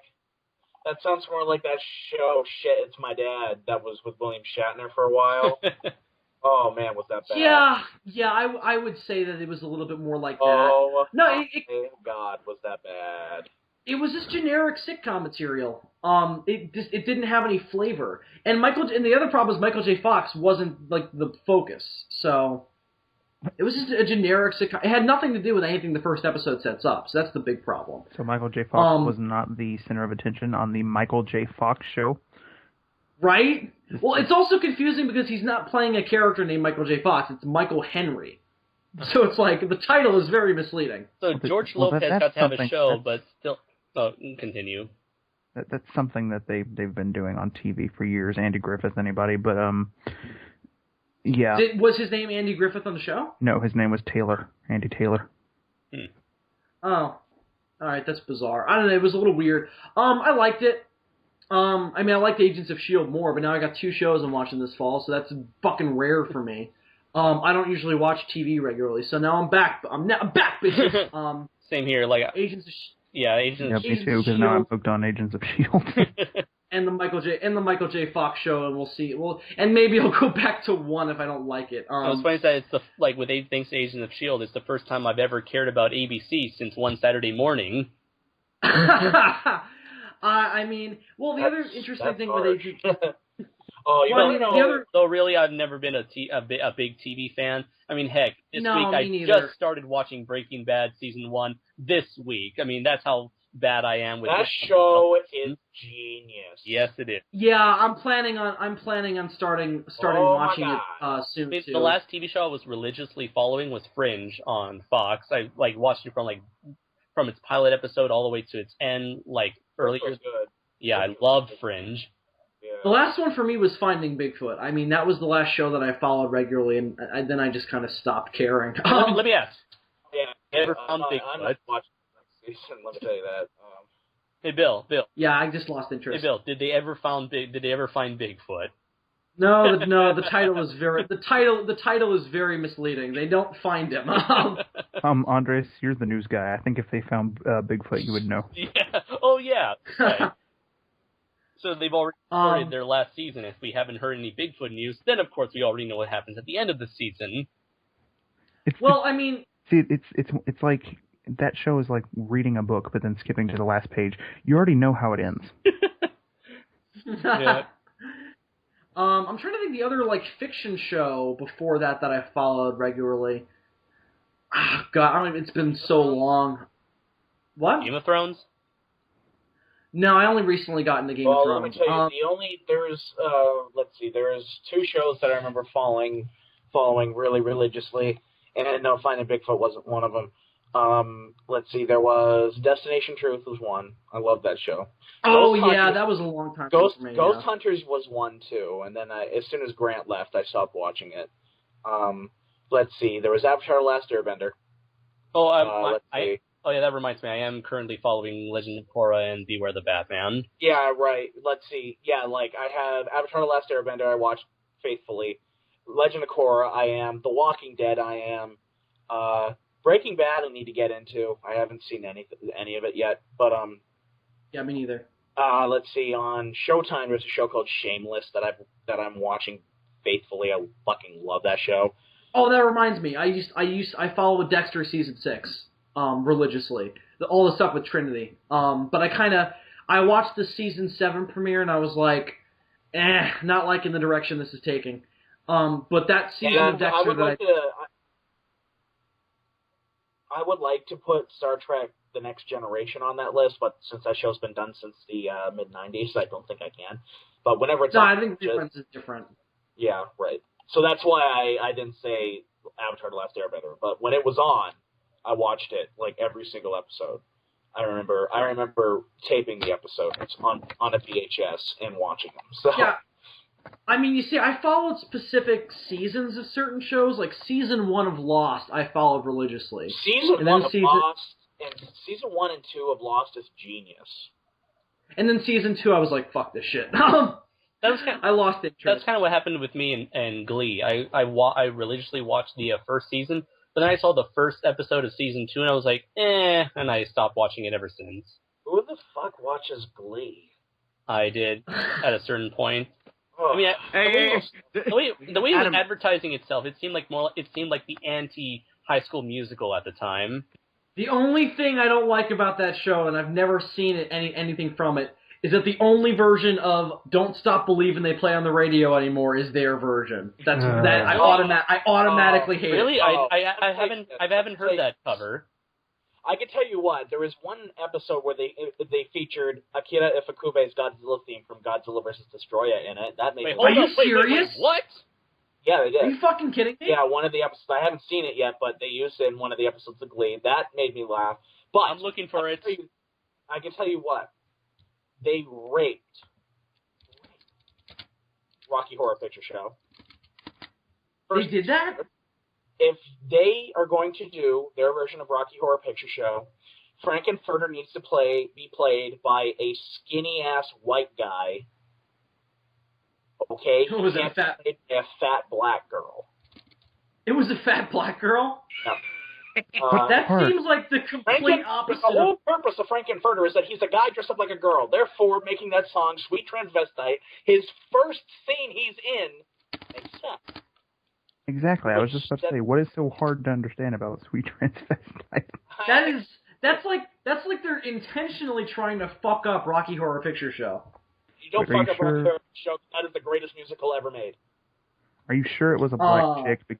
Because I do know that there is a character on that show that's actually a dude that always dresses up like a chick who's fat and black. No. I don't know. I don't get that show. It was a girl. It was definitely a girl because I remember them saying that they couldn't end the show. It was a girl. And I watched the episode because I love Rocky Horror Picture Show. I fucking I see it every Halloween and follow the alternate script. I dress up for a Rocky Horror Picture Show. That in the room. But wait, please tell me you dress up like Frankenfurter. I did last year. Oh my God, Adam Pictures. No. I did last year. We couldn't find a wig, so what we found instead was this corn hat. Literally, it was a giant thing of corn, and they just put it on my head and said Merry Christmas. Did you wear the fishnets? I did, and the high heels. with eyeliner and everything like that, red lipstick. You guys, you see this? People dress me up like a girl because I'm one ugly ass girl, and that's what's hilarious. Like they dress me up at the Weathervane. There's always a tradition where they always dress me up as a character called Lady Gaga, which is basically half moose, half Lady Gaga. The science of sound. The science of sound. Also, that's if we ever do like a reboot to Musla, that would be the reboot to Musla. Instead of Lady Gaga is walking in the Canadian woods. A meteorite crashes and merges her with a moose, and that is the legend of Musla. My God. Lady Gaga. Which no. Lady Gaga can be Musla's arch enemy. No, Musla's arch enemy is Clarence. Yes. Maybe in the rebooted version, it can be his arch enemy. Sorry, all ready to move on? I can show you a picture of Lady Gaga. And in the rebooted version, Clarence is white. No. What? And in the rebooted version, He was Clarence is a white guy with a skin disorder. Polaris isn't from Alaska. He's from Brooklyn. What a plot twist. Twist. Yes. Andres, the next Okay. So, hope you enjoyed the Primetime Hour, everybody. Our newest segment of the Sons of Serizawa podcast. No, not really. Although what the fuck? What? I was saying that I was just making fun of the fact that we were all talking about the recent TV shows we were following, and imagine if we did this as like as a section for our podcast where we just talk about the latest episodes this week. I didn't. No, there's only 3 shows. Well, your idea has been shot down. There are only 3 shows that I follow. It's South Park, Doctor Who, and now Agents of S.H.I.E.L.D. Oh, Doctor Who is a show I follow. I forgot about Doctor Who. And Sherlock. Okay. And Luther. Fuck, alright, I have to add a lot. Anything from BBC I will follow. Yeah, I sent you guys 2 links to me dressed up as Lady Gaga. Okay. Oh my God. Bill, are you going to put this picture in the video? Probably not. But still. No, you see, he's dressed up. I tell you what, this year they actually got me really dressed up. This year, oh my God! I gotta tell you, this year they gave me this hair that if I pressed like glowing green and started like spark, it started lighting up everywhere. It looked so awesome, and I danced with Beyonce, who was basically a girl dressed up in a bee costume. So we danced to Move Your Body. Anyways, on to our next story. It's a little bit of Godzilla 2014 news where there was this recent Godzilla's gonna be black. Oh my God, it's gonna be played by a black woman. This is blasphemy to our concept for Redneck Godzilla. Agent Redneck Godzilla. Black Redneck Godzilla. Oh my god, that would be bad. That movie would never get released. It would make Jaguar look feasible. No, Jaguar is feasible if he's King Kong in a robot suit. fighting demons from outer space. Fighting demons from outer space. Okay, this reminds me. I can't believe I forgot to share with you guys. So you know how Legendary left? Oh no, this isn't the new segment. This is just like me rambling. You know how Legendary Pictures, they split with Warner Brothers and are moving to Universal, right? Okay. Yes, I know that. And Legendary owns the rights to Godzilla at this point. Booyah. Do you know what other big giant monster that Universal owns? Wait, they own the rights to Gamma? No, you idiot! King Kong! They own the rights to King Kong, so let me tell you, my chance of getting my Godzilla movie made has just increased by like 20%. I can't believe we did not talk about this, but you know Actually, does Legendary Pictures own the rights to Godzilla, or does Warner Bros? I'm pretty. No, yeah, because when Legendary left Warner Brothers, it was specifically mentioned that Warner Brothers still owns the rights to their DC properties, DC Comics. Well, yeah, because they owned those properties before they joined up with Legendary. But Godzilla's not DC. Right, so that's why Legendary. No, Godzilla is Marvel. So thus, Legendary owns the rights to Godzilla. Godzilla is owned by Marvel, right? Therefore, Godzilla. Of course, we have to have Dum Dum Dugan fight Godzilla. Of course. Again. I love Dum Dum Dugan because of Godzilla. Therefore, the rights to Godzilla should revert to Disney. Oh God, no! Let's go back to Legendary. Let's go back to Legendary. Okay. So never say that again. There's this interview between with Elizabeth Olsen and Bryan Cranston, who were talking. It was basically kind of like a fluff piece where they were just advertising about the movie. Did Bryan Cranston make a joke about his dick again, like he did at the fucking panel? No. But here's an actual quote from the interview. Okay, here's his Bryan Cranston's quotes. We think that you'll be able to wipe the memory of the old Godzilla 12 years ago or whatever that was, right, completely out of your system. This Godzilla is very different. It's a very character-driven monster movie. And it was also revealed that, Cranston, he revealed a little bit of plot insight about his character, saying that he's playing a scientist stationed in Japan when he discovers some anomalies in the sonar signaling patterns, and he just starts the investigation when all hell breaks loose. Dude, anything with the word... When the world was overrun by asshole rats. Anything with the word anomaly in it, I'm good to go. Yeah, I'm down. I'm down for that. I figured he was playing a scientist, and again, I'm so happy that this movie is going to be so linked to Japan. Oh, and Elizabeth Olsen also emphasizes the immense ties to the original Godzilla, to the original Gojira that Godzilla 2014 has. I don't know what that means by immense ties to the original, so I don't know if this means... Meaning that one of the characters will wear one of Dr. Serizawa's ties. And considering he only wears one in the original Gojira, this is drastically lessened the list. You know something? 98 might actually be pretty educational, because it taught me that lighters can translate English into Japanese. Or vice versa. Or Japanese. No, it translates... You want to know something?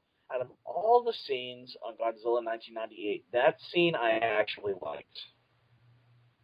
Yeah, it definitely build up suspense.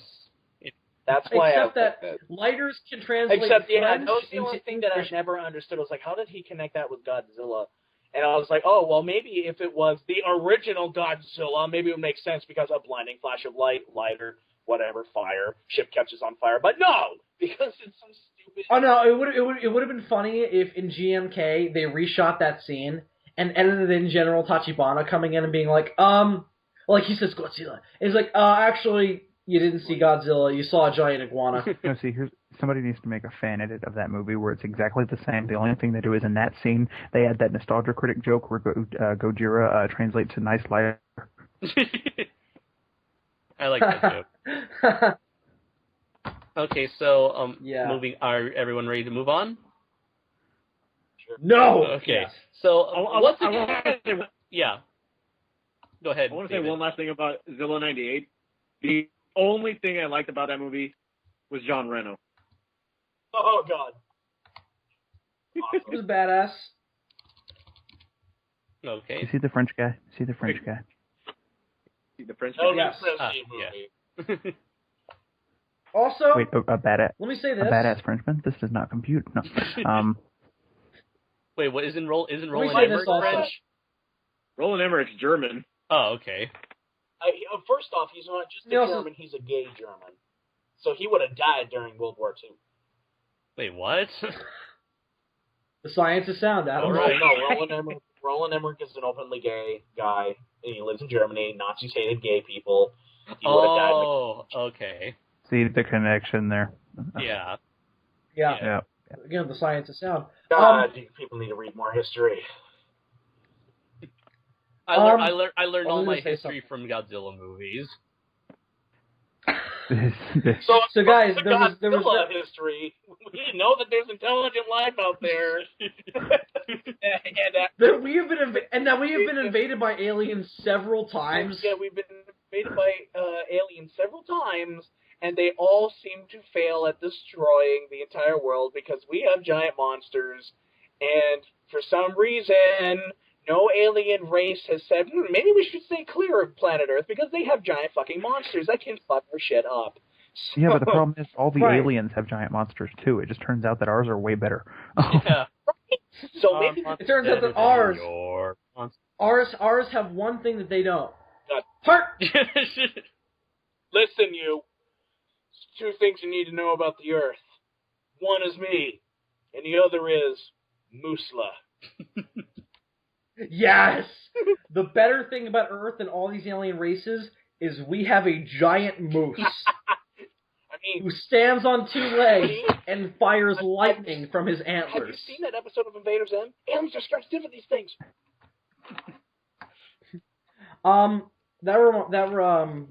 What was it? Oh yeah, you guys remember that biological history of a theropod kaiju that was it was a PowerPoint presentation that some guy did making fun of Godzilla. Yes. And it was like an actual history of Godzilla, like as if he was a real thing. I love the ending, where he gets to Final Wars and he's just like, and of course, back in 2004 when we were being invaded by the X-aliens, which I'm sure you all remember, I just love that I joke. just want to say this right now, Bill. I pretty much did that entire presentation word for word in front of my ROTC group because we had to do something where we had to practice our oral skills, which of course I already know how to do that shit. And so basically I just wanted to show off, and I basically did that entire presentation, including the rap. You did the rap? Oh my god. Oh my god. I can't remember it. Of course I can't remember it now, which I'm pissed off about. Yeah, I remember 2004 when we were being invaded and we were cattle, and for some reason we had one world government, and we wanted. Oh, yeah. And for some reason, Akira Takarado was the Secretary And General. for some reason we wanted. And for some reason we thought the name Space Nations was a good idea. That is one of the dumbest names The ever. United Space Nation. I'm like, what about the United Planets? Shut up, Bill. No, Oh. you're no. Space Nations. No. The reason why they couldn't do that was because it sounded too much like the United Federation of Planets. Okay. Well, how about the Coalition of Interstellar Rocks? That would be better than the Space Nations. Those who just want to notice Anything that would be better than the meteor- Space Nation. That meteor the Exilians were talking about, I just want to say it's so cool that they called that thing Borath. Oh yeah, totally. That was They didn't cool. need to make that reference, but they did, which gave it. And I love Borath is such a good movie. Now, if only they were able to get the H-Men in there, and now that would be cool. That'd be something. This just, oh wait, that's not, okay. No, also the human vapor, so one of the agents is invisible. And you know what? Just bring in Gazora, just for kicks and giggles. Gazora is in the opening That's not credits. enough. Technically, he is in Final Wars. Just saying. All right. So okay, Jaguar. That's who they needed. Yes. We don't need Jet Jaguar. Bill, let's just face it, you're in a very small, stupid minority that hates Jet Jaguar. Jet Jaguar Apparently, is the epitome of mechas. We love Here's the thing. Jet Jaguar is so stupid and ridiculous that he transcends the normal boundaries of what we can call good or bad, goes around the universe, and comes right back to being awesome. So has this podcast. Imagine that you've seen Versus. Imagine what Ryuhei Kitamura could do with Jet Jaguar.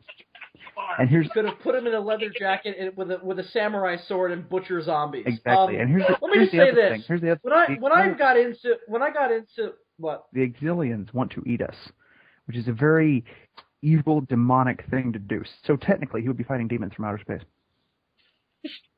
Oh my God! Now, if only they explained that Jet Jaguar was King Kong in a robot suit. And now that Godzilla is tied to Universal, they can.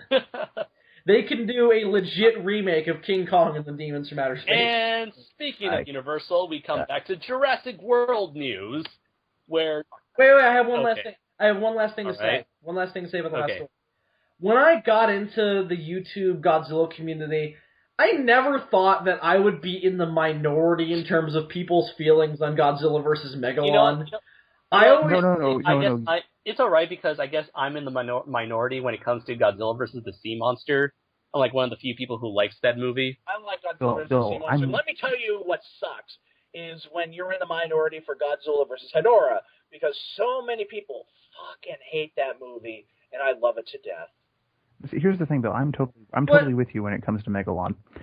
I'm just not with you when it comes to Jet Jaguar. That is the one bright spot. That's the great thing about it. His face. You look at it. He is basically he smiles and you smile back. That's how it works. I don't smile at Jet Jaguar. Here's the thing. Jet Jaguar is basically the Godzilla version of the Michelin Man. But he looks like robot Jack Nicholson. That's exactly what I was going to say. He looks exactly like robot Jack Nicholson. Dylan, why is that supposed to be a good thing? Because here's Johnny, Bill. Because here's Johnny.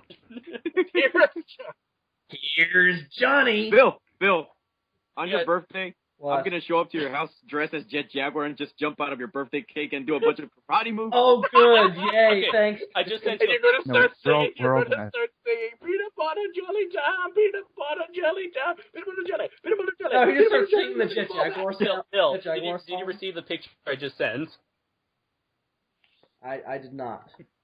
But just for the record, it will not go in the video. I know. It's just a really cool picture of Jet Jaguar. I thought that I really. This version doesn't support that yet. Here's what we do. My version doesn't support that yet. Here's what we do for Bill's birthday. We take a road trip to New York. Andres has gotten the computer from the future. We take a road trip to New York and we just stand outside his window with a boombox playing the Jet Jaguar song. I smell a See, horror. my first reaction. I smell a horror. See, my first reaction would not be, "Oh my God, that's the Jet Jaguar song." My first reaction would be, "Why the fuck do these guys spend all this money just to fuck with me?" Because we love you. Because it's totally worth it. I don't think we're doing this because we love it. Yeah, what we do is we tape your eyes open and we drop we basically pull the entire scene. Now I'm feeling a lot better. Stop it, please! Bill. Putting the drops in your eyes. You must watch Godzilla vs. Megalon to love Jet Jaguar. You must watch it, Bill. Bill. Yes. No, this is what I'm gonna do. When I pop out of that birthday cake dressed as Jet Jaguar, I am going to lift you over my head, walk around your house, and then sing Jet Jaguar. Wait. And you'll be on camera waiting for your cue, and it'll be a famous editing mistake in Godzilla movies. Right. Okay, so are we ready? Why? Wait, what is this picture supposed to mean? No, nothing. It's just a really cool image I saw of Jet Jaguar when I was Googling. Why is he wearing a fedora that doesn't fit right? Why not wear a fedora? Because fedoras are awesome. But it doesn't. Fedora, but it doesn't even fit right. Wearing a fedora increases your coolness by about 50%. That's why I enjoy wearing them. Okay. Right, that's a scientific fact. course it is. Of course it is. The science of sound. Listen, I don't want Jet Jaguar. I just want a film version of King Kong and the Demons of Outer Space. All I want. Is that so much to ask? I just want King Kong and the Demons of Outer Space to be a real movie. And I want Godzilla Goes to College to be a real movie, Bill, but we don't always get what we want. Oh, that is a really big inside joke because that was off recording. Dylan and I were talking about how in kids shows there is a weird fascination with making fake Godzilla movies. Like, for example, in the educational magazine The Great Body Shop, you have Godzilla Meets the Princess of Mars, which is not a real movie, as it turns out. I saw an old episode of the sitcom Boy Meets World where they rented a videotape called Godzilla Goes to College. Now I want to see that happen. Wait, isn't there a Godzilla Meets the Princess from Mars? Isn't that just Ghidorah, the three-headed monster? No, it's Venus. Depending on what Venus? Depends on what version you're watching. Oh, come on! No one got my 20. No one got my 20 miles to Earth joke. Damn it! I got your 20 miles to Earth joke.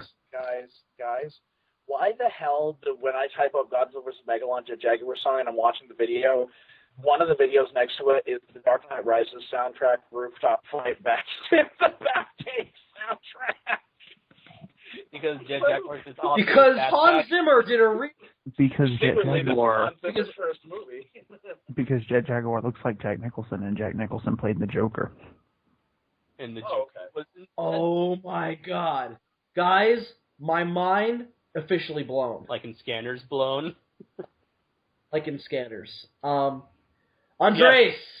The next news. It seems like every week we're always getting Jurassic World news, and this week's no exception.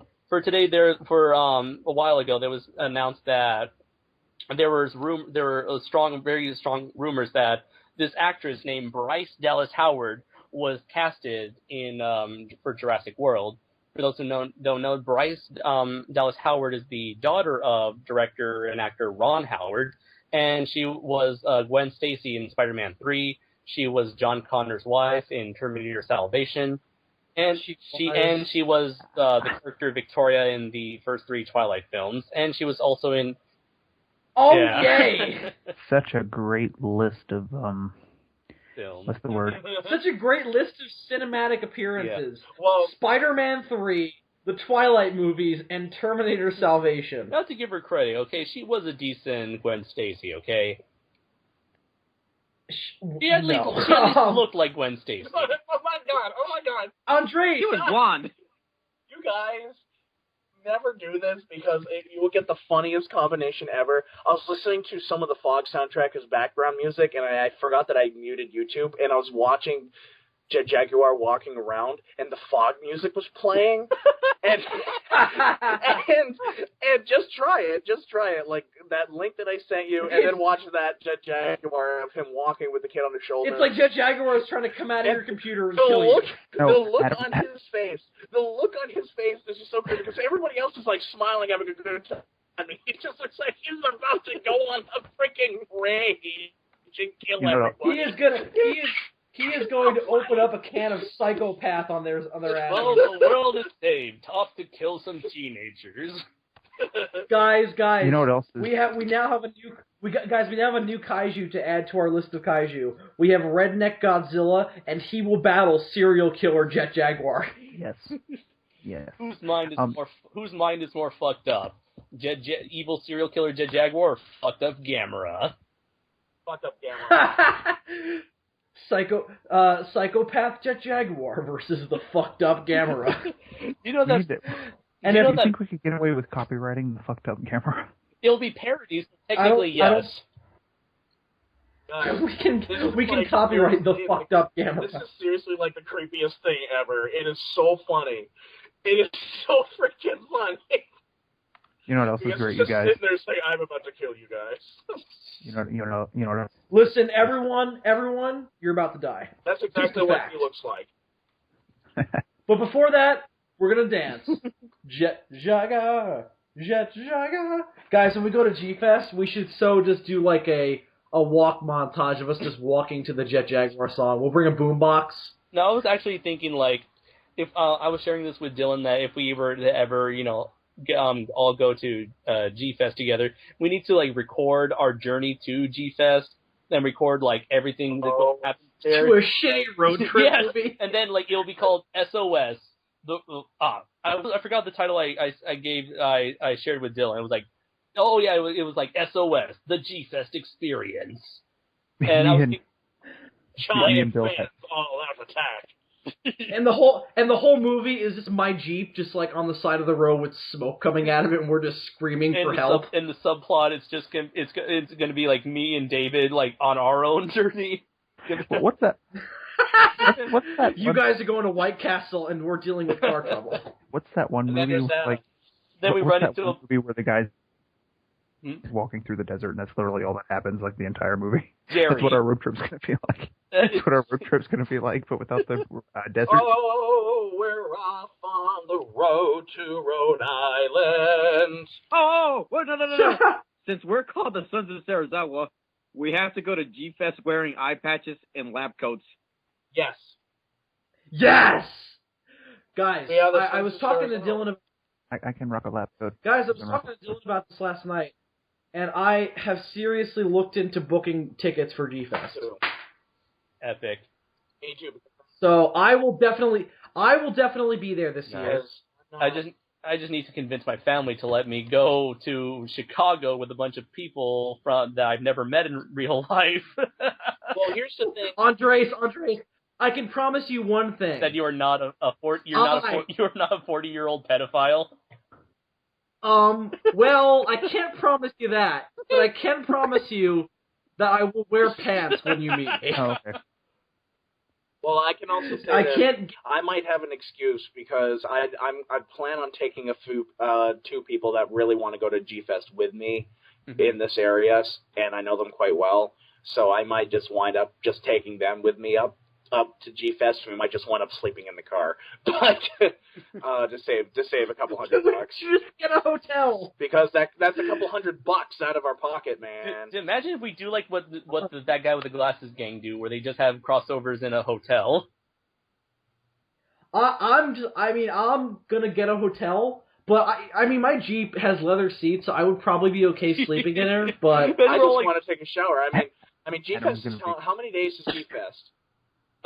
Yeah. 3. Yeah, like 11. Me going without a shower for 3 days. That's not pretty.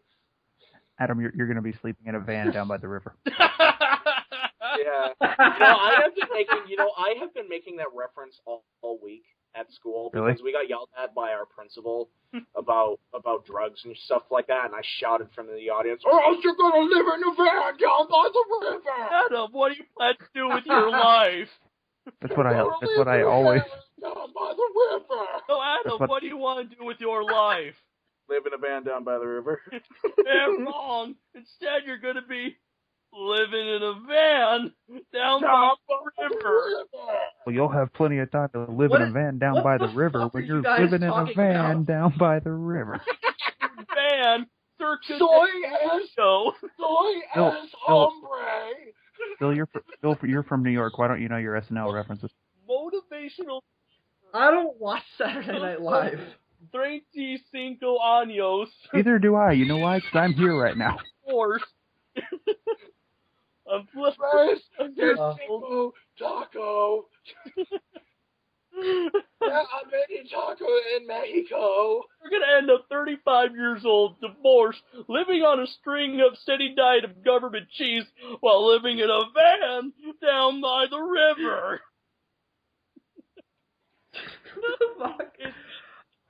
Just because you smoke. Guys, Bill, it's Chris Farley. I can promise you guys this: when I go to Gfest, I will not be sleeping in a van down by the river. Because we're going to Rosemont, Illinois, which I don't think has a. When I go to Chicago, I can also say this: I just farted in the Windy City. Oh, but you guys should know it's actually not in Chicago. It's in Rosemont, Illinois, which is... Dylan, how far out of is that Chicago again? Like 20 minutes? 25 minutes? Yeah. Dylan just said... Dylan! I'm sorry, I had my mic muted because I was watching Living in a Van Down by the River. They didn't say...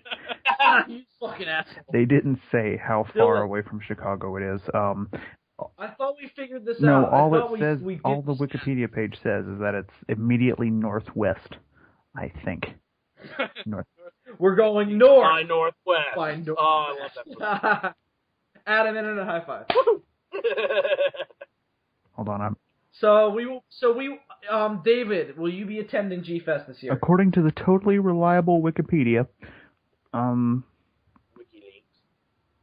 yeah, all it says is that it's immediately northwest of Chicago.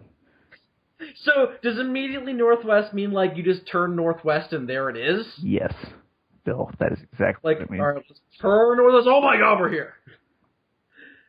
So I will be there. Dylan will be there. Adam will be there with friends. This year, I'll try, but I could do what Adam is doing. Just find friends to go with me, and then maybe I'll get the approval I need. Here's the thing. Andres will just hitch his way there. Here's the thing with me though. I'd like to say I can go, but here's the thing: is just I don't know where the hell my life is going to end up being in about a year's time. I just don't fucking know by that time, and I mean, so I can't say I'm going to go. I mean, I really want to go, like really bad. But Bill, I'm looking at a map right now. I'm looking at a map right now. It's not very far. I would guess 10 minutes maybe. I still want to maybe we in the city. So maybe we can sleep in a van by the river. I don't know. I don't see any rivers on this map. There is a Great Lake. Down by the lake. I've never ran down by the Great Lake. I do see one giant What is it, Lake Champlain? And you will find a lake monster. And its name is Gehara. I understood that because I actually watched it. Yes! I watched that movie too. It was pretty fucking good. I'm so glad to hear that. I enjoyed it. You two watch Gehara, the dark long-haired monster. Yeah. Such a genius parody of the original Godzilla. It's just, it was so amazing. For some reason, Google Drive wouldn't let me. So, no. And David? Wait, what was the question? Did you watch Gehara? Sorry. Is that the big-ass hairy monster? Yes. Yeah, That is the official title of the movie, Gehara, the big-ass hairy monster. The only kaiju that looks like he could be the lead singer in a metal band, or hair metal band. Yeah. Yes. He's gonna be the lead singer. And the only monster where his explanation for being indestructible is his hair is too thick. And if you burn his hair, it makes poisonous gas. I also love how forced the environmental message is in that movie. It's so well done. They're just like, this is all man's fault. I'm like, we had nothing to do with it. We're not. He's not the true monster. We are. So freaking funny. Because we had no part in it, and yet he's still blaming us. Gehara, I also love how he's all in tears. I also love how melancholy it gets once Gehara supposedly dies. And of course, the most direct parody is the spaceship and how they transport Gehara. Yes. So genius. But David, did you watch the film? I did not watch the one that Kaiju Noir sent me. I did watch it a long time ago, back in like early 2009, I believe. And I guess I'm going to be the minority in it, and I wasn't impressed. Really? Really? Here's the thing. I find it so ironic that Japan is making parodies of kaijus. First it was Gehara, then Def Kappa, and by now they kind of stopped. But they did make X from Outer Space. No, Monster X Strikes Back. That's what it was called. And Raiga, Deep Sea Monster Raiga was Deep Sea Monster Raiga was another parody sort of comedy. I hated Deep Sea Raiga. I hated, and I also hated Monster X Strikes Back. Those two movies throw me up the fucking wall. Oh god, you guys! I hated Death Kappa out of all of them. The poster for Gahara is amazing. Yes. Yes. It just has the exact same format with like the characters on the bottom, the name on the side. And I just... David, how are you not impressed by the fact that they beat Gahara with an oscillating fan? I just love the fact. I just love this Japanese guy. How is that not and Shinji awesome? Higuchi, the special effects. I'm not sure if we're talking about the right movie, because I remember the one that I watched. It was kind of like it was like 7 to 10 minutes, and it ended with a cliffhanger and a bunch of aliens coming to Earth. I'm not sure. That's the one. I never seen the I never seen the part 2 of it, if there even was a part 2. But did they ever make it? Not. Otherwise, I probably would have found out about it by now. Monster kind of looks like a mix between a raptor and a giant mutated Shih Tzu. That's exactly what I said. Like, exactly what I said. Except, no, I said a Chihuahua. But they're not that hairy. Well, there is the long-haired Chihuahua. There is the long-haired Chihuahua. They have long-haired Chihuahuas. I just love the fact that they defeat him with an oscillating fan. They have long-haired Chihuahuas that aren't just Shih Tzus. And the fan was made to look like the what is it called? The satellite cannon from the Mysterians. Which is awesome. That was funny. I mean, I also love the fact that the scientist is so... Well, there's also an American military person speaking Japanese, which was awesome. Mm-hmm. Of course, the main character's got to be a reporter who has really nothing to do with it halfway through. Yeah. It was just such a genius parody of Godzilla. I really enjoyed it. Obviously, Gahara should have been in Final Wars. Wasn't it made afterwards? It was 2008, 2009. Oh. Damn, really? Musla versus Gahara. My problem with those films is that the filmmakers behind those films, they claim that they're paying homage to the kaiju genre from the Showa era, and I honestly don't see that. I just see a huge mockery to that genre, and it had to take the Americans, it had to take Guillermo del Toro to make a true homage to the genre, and not the Japanese. I find that so... What the fuck? It's like a... It seems like when it comes to Japan, when they think parody, they immediately think silly and goofy. Maybe that's why. Well, that was my issue. I just hate Japanese. I think Japanese comedy is so fucking over-the-top ridiculous. It's so weird. But here's the thing. I mean, the difference is Pacific Rim isn't a parody. It's just straight-up homage. It's like... Pacific Rim is just taking those ideas and using them for a different concept. Gahara is like, we are really poking fun at and paying homage to these concepts. I don't think it's being like, this is terrible and this is stupid, like Godzilla 98 is. It's more like, this is fun and goofy, and this is why this was so popular. Yeah, kind of like Airplane, like Airplane with disaster movies, or...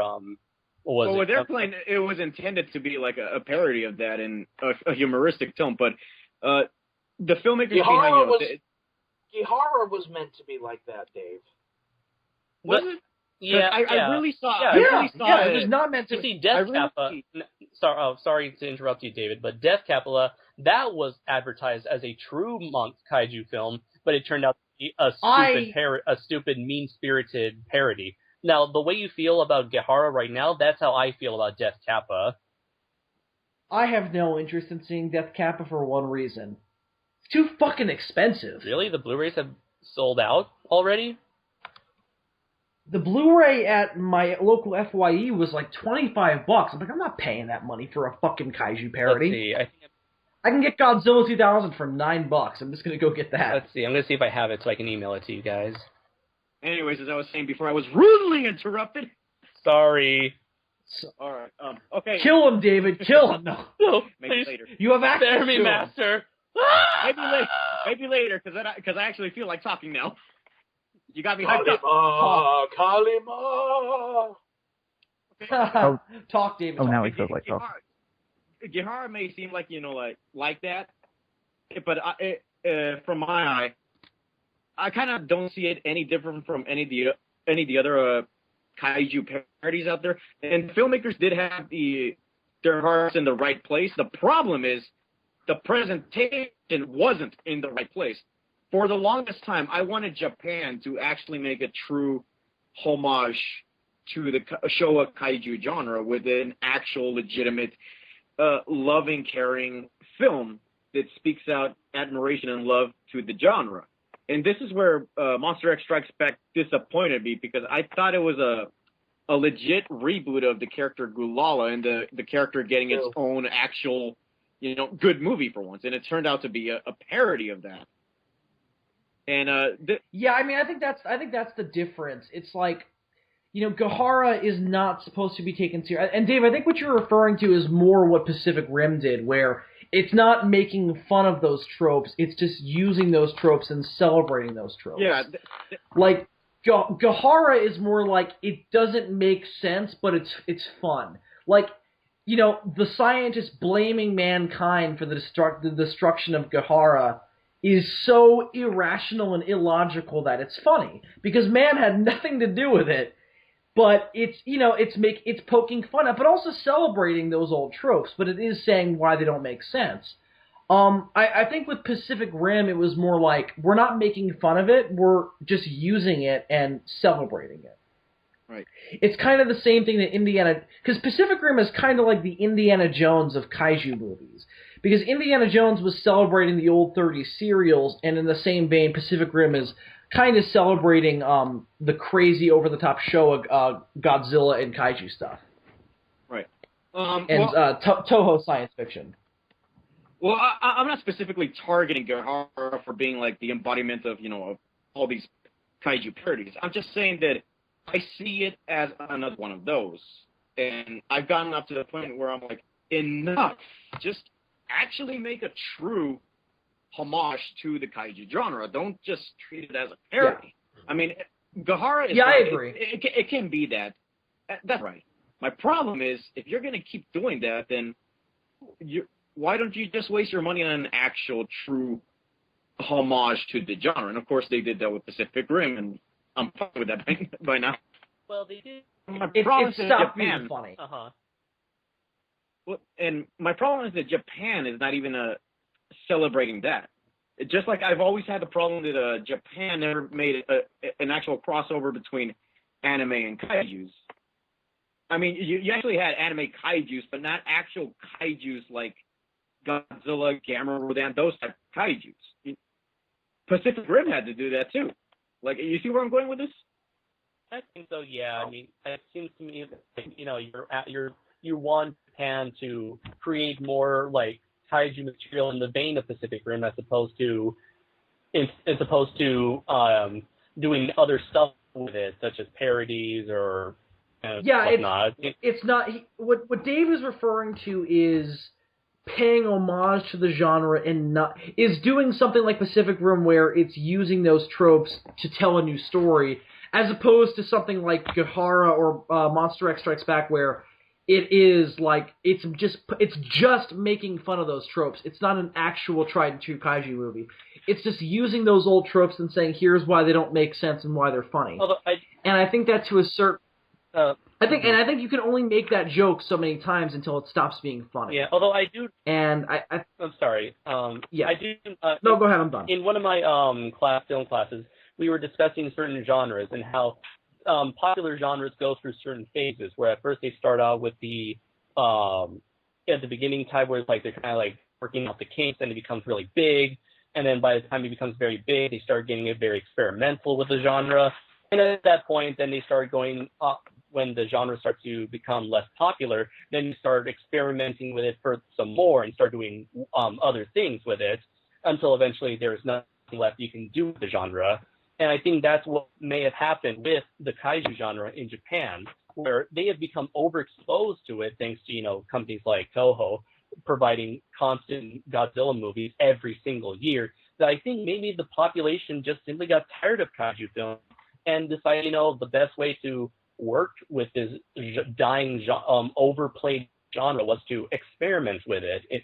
And maybe perhaps that's why we had so many parodies, these sorts of parodies, within the last, say, 10 years. I agree. I agree.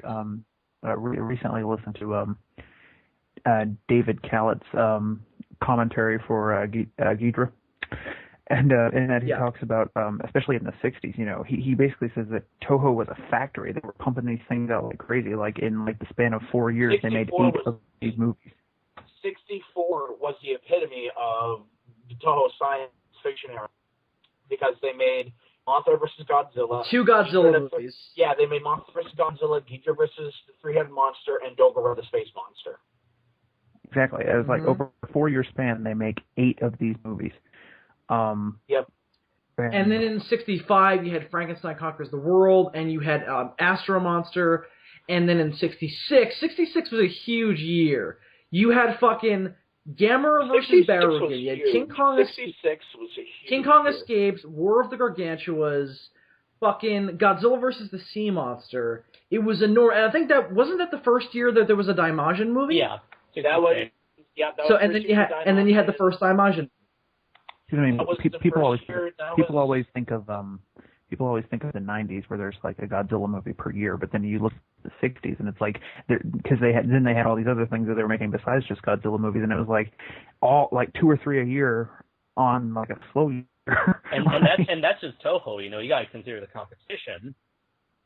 Yeah. I mean, Dai and all these different and Toei. I mean, of course, and then of course you had Tsuburaya Productions making Ultraman. They got to. Oddly, you know, Ultraman is still going strong in Japan. Well, basically anything made by Tsuburaya and Toei, those things have been going strong. They've been going nonstop. Yeah, Ultraman is still continuing. Right? Yeah, they recently Ultraman Ginga. Hey, Gorizar. What's Ultraman? Well, that's what I mean, that they're kind of continuing. Kamen Rider is still continuing. It's still ongoing. It's gotten up to the point where they're creating a Kamen Rider who's basing his power on fruits and vegetables.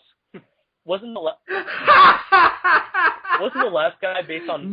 Wasn't the last Kamen Rider based on magic? Yeah, it was a wizard. Next on Kamen Rider. Kamen Rider gets his power from women's underwear. Now that I won't be surprised by that, considering Japanese media today. I wish that was a Super Sentai and not a Kamen Rider thing, because then we could have Power Rangers Veggie Force. Power Rangers Veggie Force. Carrot power, their power, weapons are like power, onion power. the tomato Rangers, power. Hey, that's not a vegetable. The Red Rangers. If the evil Ranger of the season is a Tomato Ranger. Only because he was rejected. Yes. Yeah. And then they have Power Rangers Planet Force, and the Pluto Ranger gets really... He's the main villain. All the monsters that they fight are based off like sugary snacks. It's a giant Twinkie monster. Power Rangers Hostess Force. And obviously, at the end of the season, the final villain that the Veggie Force would have to fight would be the Obese. The Obese. Which is just a giant obese Kevin Smith, which we mentioned before. Which is pretty much what I do. To go back to the when you were talking about there weren't any series kaiju films, there was Megadon the Monster from Mars. Although that wasn't a full. Yeah, Go ahead. That was kind of more like a short film, in my opinion, because come on, 30 minutes worth of film isn't going to be an actual movie. That's right.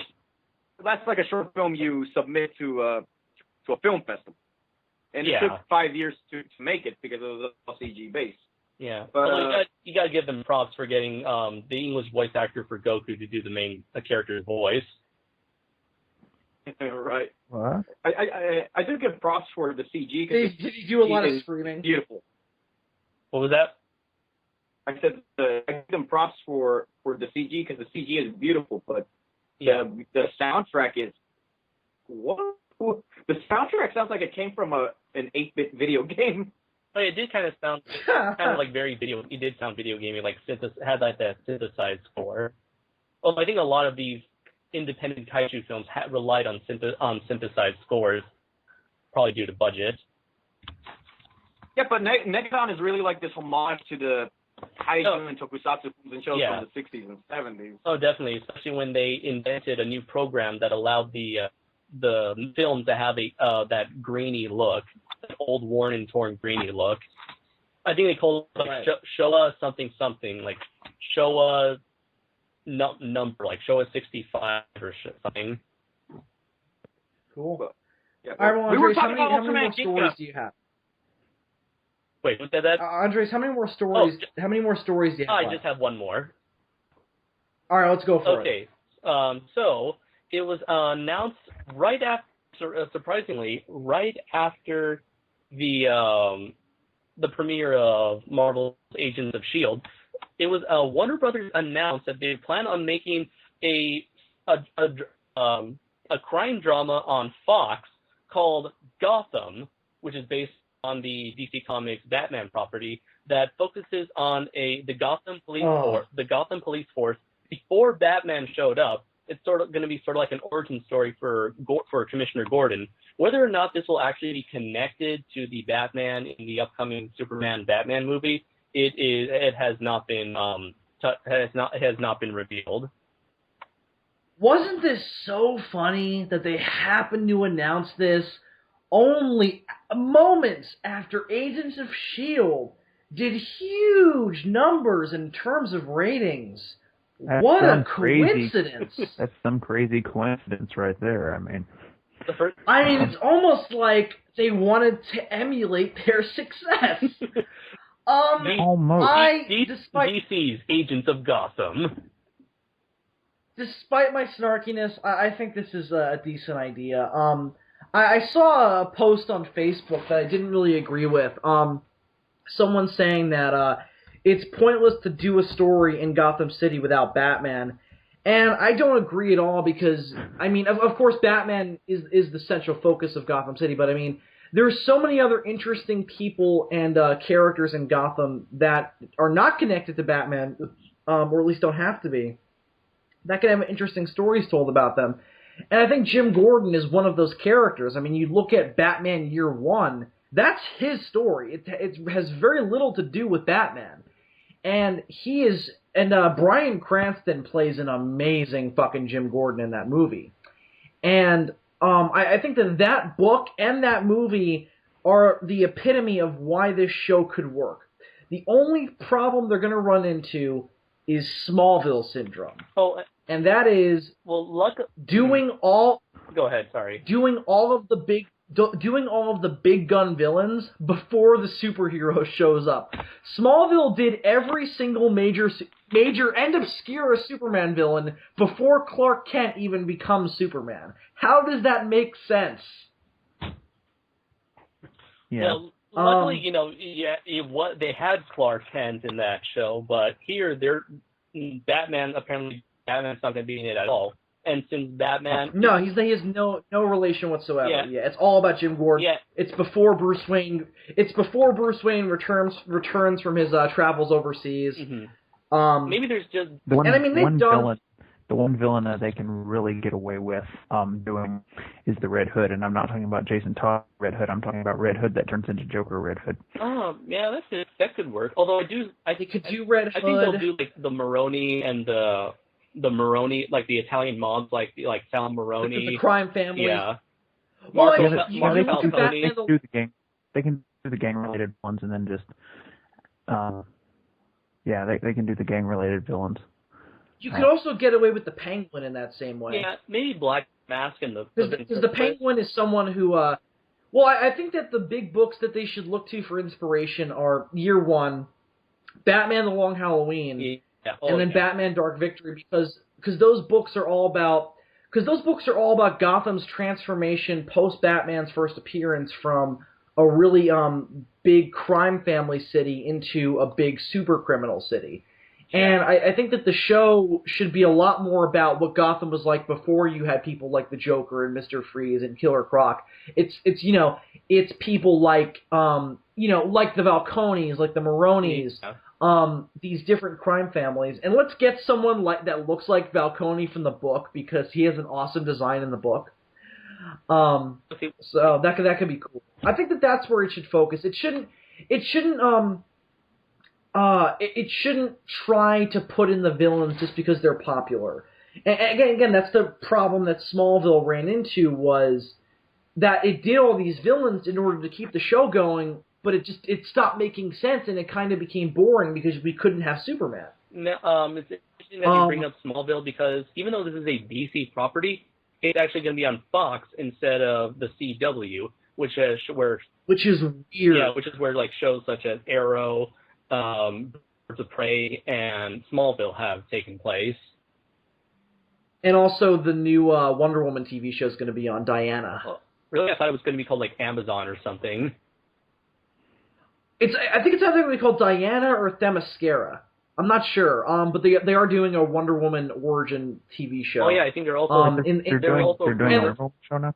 Yeah, and they're doing another Wonder Woman show, I should say. They're also doing a Flash show. Yeah, I was about to bring that up. They're also doing a Flash show spun off from Arrow. That is something I've always said that needed to be done as a Flash show.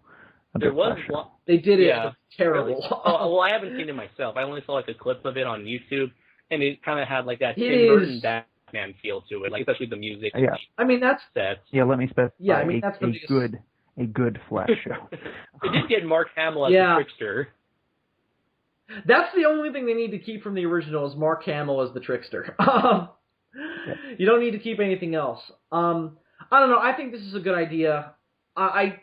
It'll be interesting to see how long it lasts. Mm-hmm. I'm just so wigged out that it's going to be on Fox because, I mean, it's a DC property and Warner Brothers owns DC, and those are two big competing companies. So maybe the CW has gotten this reputation for its dramas that they wanted to move away from that, and they've seen like better shows do better on Fox. So I don't know. Maybe that's why they chose it.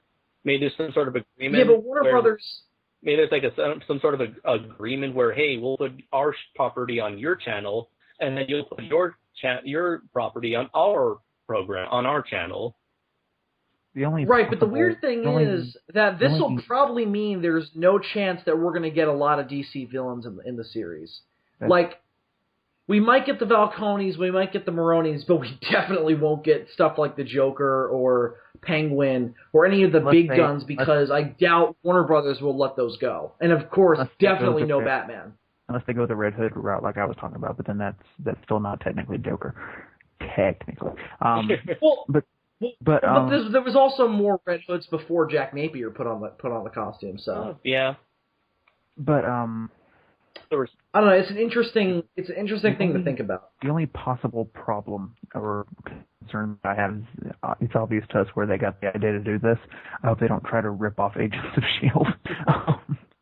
Well, that's the thing. It's clearly gonna at least be inspired by it because they announced it after Agents of S.H.I.E.L.D. aired. So Gotham I mean, City is not the kind of place where you can get away with that tone. If only DC had some big government organization like S.H.I.E.L.D. in their universe that wasn't evil, because nobody would watch Agents of Cadmus. But no one would watch Agents of Cadmus. I would watch a show all about Amanda Waller. No one else would. But I mean, the other thing is that Agents of S.H.I.E.L.D. is able to get away with being slightly comedic because A, you've got Coulson on the show, and then B, it's set in the Avengers universe and it doesn't take itself very seriously. But with Gotham, I think they really need to tone.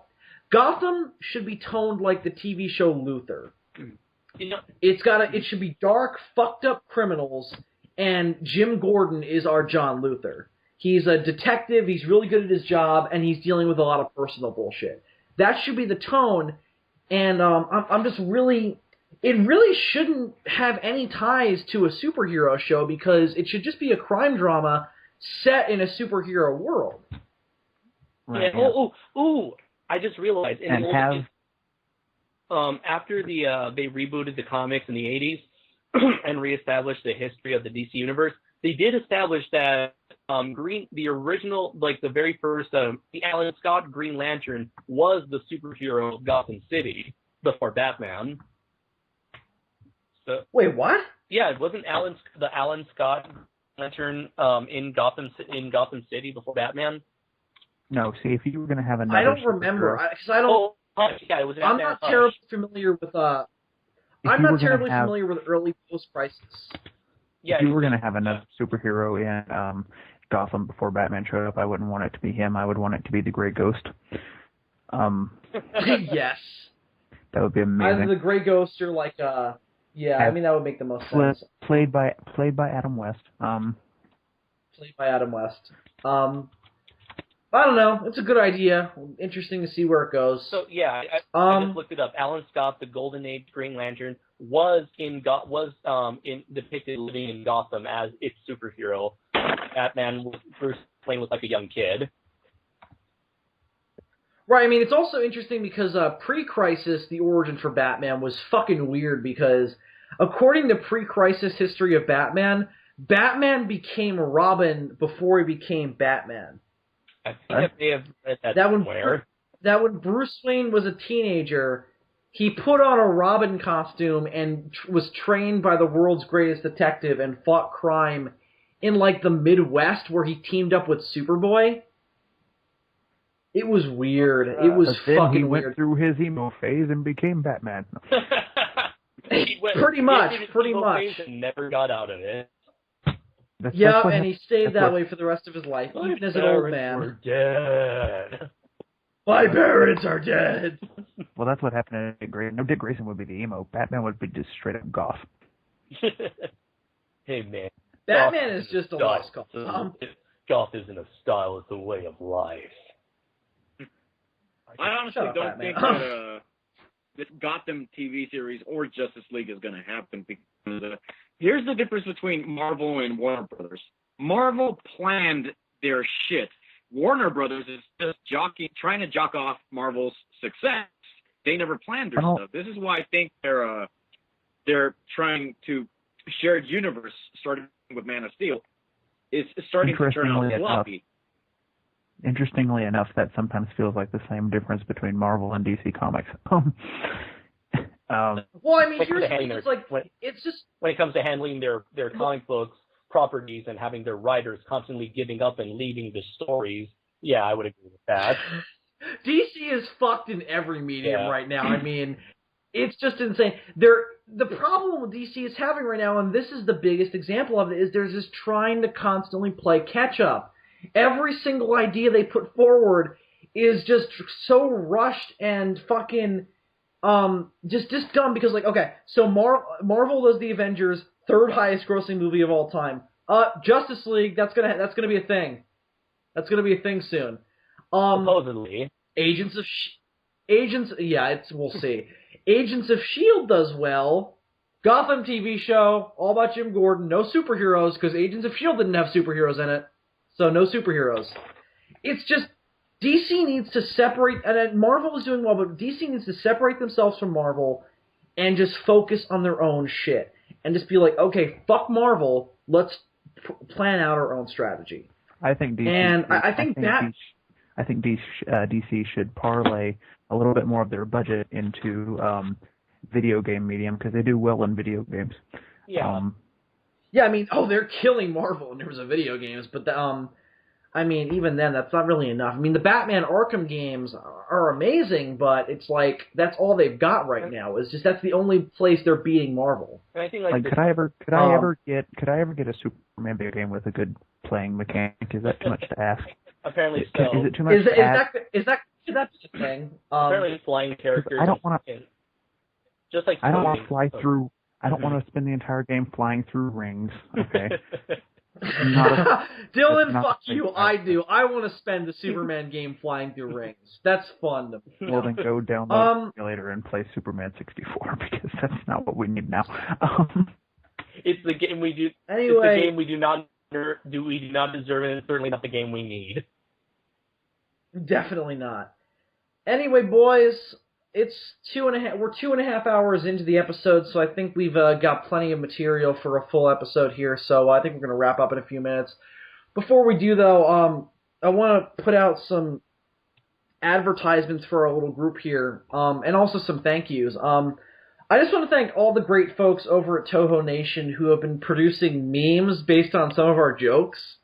Like, on Toho Nation now, there is a meme for an old joke that Adam and I made back in the first Godzilla chat we did, where it was Velociraptor thinking about the epic question of, what's a Gamera? And that was hilarious. Oh, I remember that. That was fun. I just like to Yeah, that was really funny. I'd just like to thank the person who made that meme. Yeah, it's what's his face? It's Sean Barry. Sean Barry, thank you for that. Oh my God, Sean Barry. Yeah, Jose Garcia. Yeah, that he's the one. I think he may be the one who's like in charge of the whole Godzilla memes web page or Facebook page. He is. Okay. He's the admin behind the Toho Kaiju memes. Mm-hmm. But anyway, yeah, and then there was also Barry. Go ahead, Adam. I just want to say the Sean Barry kid is amazing and really smart when it comes to his movie stuff, and he's really cool. He's a really cool person. So that's two shout outs. He's fun to talk to. I'll say that. What the hell was that? Also like to thank. I believe it was actually Sean Barry as well. Someone else did a meme of the helicopter from JJ the Jet Plane looking creepily at the camera and going, "It's time for your big birthday surprise, Big Jake." That was also really funny. And then of course we have Joshua Batts who drew us Musla. There's a lot of cool stuff going on at Toho Nation. So we strongly urge you to join Toho Nation if you haven't already. So you can connect with a bunch of great Godzilla fans. Warning! And see all these. If you start spamming on that page, we will take action. We will kick you off. We had a big problem with that early on. Was people were spamming the page with fucking unnecessary pictures. No. So if you do that, you will be kicked out because it's fucking annoying. Yeah, they are so down. Please keep that in mind. Unless, of course, they are of us. Then will it be acceptable? Yes, you will have our permission to die. Toho Nation. Okay, Dylan, go first, then you, David. Oh, I was just saying. Any posts that are ass kissing are of course tolerable. Any ass kissing spamming is of course totally fine. But David, what were you going to say? As the founder of Toho Nation and its head, what would you like to say?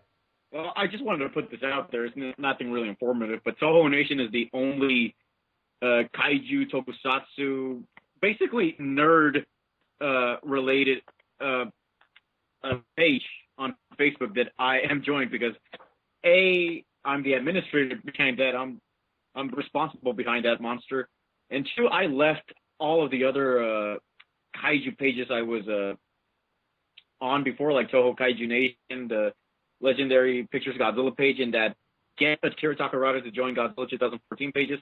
I left all of those because things are starting to get really annoying. And this is because of the warning I gave out. If I see similar shit like that on Toho Nation, I will start kicking people out because it's starting to get really annoying. And that's why I left all those. Yeah, and we have kicked people out before, so just please bear that in mind. Just be respectful. I recommend that you do not join the Toho Kaiju Union because that was the worst mistake I've ever made in my entire life. Me and Adam are regretting that decision. Oh, by the way, Toho Nation, the original purpose of the Toho Nation was to crush the Toho Kaiju Union. Yeah, I am so pissed that they have so many fucking followers or members. I want to double that. We have 77 as of the last time I checked. Yeah, and they have thousands. All right, so we're fucked. No, hey, baby steps, okay? Baby steps.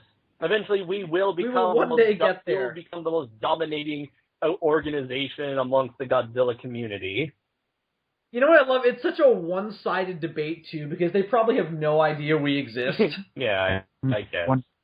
We're like, we will take you down, Toho Kaiju Union. They're like, who the fuck are these people? We shall I feel like they're Marvel, we're DC. No, at least Marvel knows. No, they're Marvel. We're fucking like Top Cow or some other company. We're Image Comics. No, Image is at least a name. We're like fucking Top Cow or like fucking Desperado. 2006 IDW, where no one gives a shit. Like at least IDW has some names now. 2006, no one gave a fuck about IDW. I wonder if we can call ourselves names at this point. Well, I guess you, Bill. I mean, you were on the Who Reviews the Reviewers. Wait, what are you talking about? Which I still find completely stupid, by the way. Yeah, me too. I don't understand that concept. Who reviews the reviewers? That's like saying, I don't who judges the cook of the Hey, cook? Andres, what did you say about it? I just said, like, can we actually consider ourselves a name? And I said, we're associated with Geekvolution. I mean, we have fans. I mean, we have people who follow us. I mean, I would say it's fair to say that we have some kind of a fan base, but I'm just saying we can't be like, we're at war with the Toho Kaiju Union when they don't know we exist. Yeah. That's like saying we're going to take down Mexico. Like, we as a collective group are going to take down Mexico for no reason. And considering how horrible they are how awful in state Mexico is right now, I think it's not that difficult. I totally agree with you there. As one Mexican of the group, I do agree with you 100%. Anyway, you can also, of course, join the Toho Kaiju Union, and you can friend us all on Facebook and join that group. And did you just support the Toho Kaiju Union? I have absolutely. I'm sorry, Toho Nation. I earned him at the stake. I'm sorry. Well, it's late. Be sure to join the Toho. Join Toho Nation, and you can contact us there and create your memes and meet up with some cool people and get all the info on what's going on over here at the SOS and all that cool stuff. Subscribe to all these guys on YouTube at Adam Noyce, at Warzard10, at Kaiju Noir, and at SuperDM64. Dylan just posted a new episode of Kaiju Spotlight, so be sure to go check that out on Gigan. So be sure to go check that out on his channel. Be sure to follow me on Twitter for updates on when we're doing this show and when the show will go up. For those of you who want to know when it's going up and when it will be late and shit, because that's where I give that information out because it's easier. So be sure to follow me on Twitter at Bill_Worcester for more updates on the channel and on this group and when stuff is happening. So be sure to do that as well. Anyway, so boys, I think that's it. I think that's going to wrap it up for this, the longest episode of the Sons of Serizawa podcast at 2 hours and 41 minutes. You wanted to go shorter. I wanted this one to be shorter too, and we did not do that at all. The funny thing is each episode has gotten longer bit by bit. Yeah. Anyway, so until next time, I'm Bill Worcester, a.k.a. Zazubaar. I'm Gorzard, and I could have been watching King Kong by now. Yeah, right? I'm Adam Nice, and I could be watching Daimajin right now, but I like this better. I'm your resident Red Ribbon Redneck SuperDM64. And I'm Andres Perez, a.k.a. Kaiju Noir. And of course, as always, the science is sound.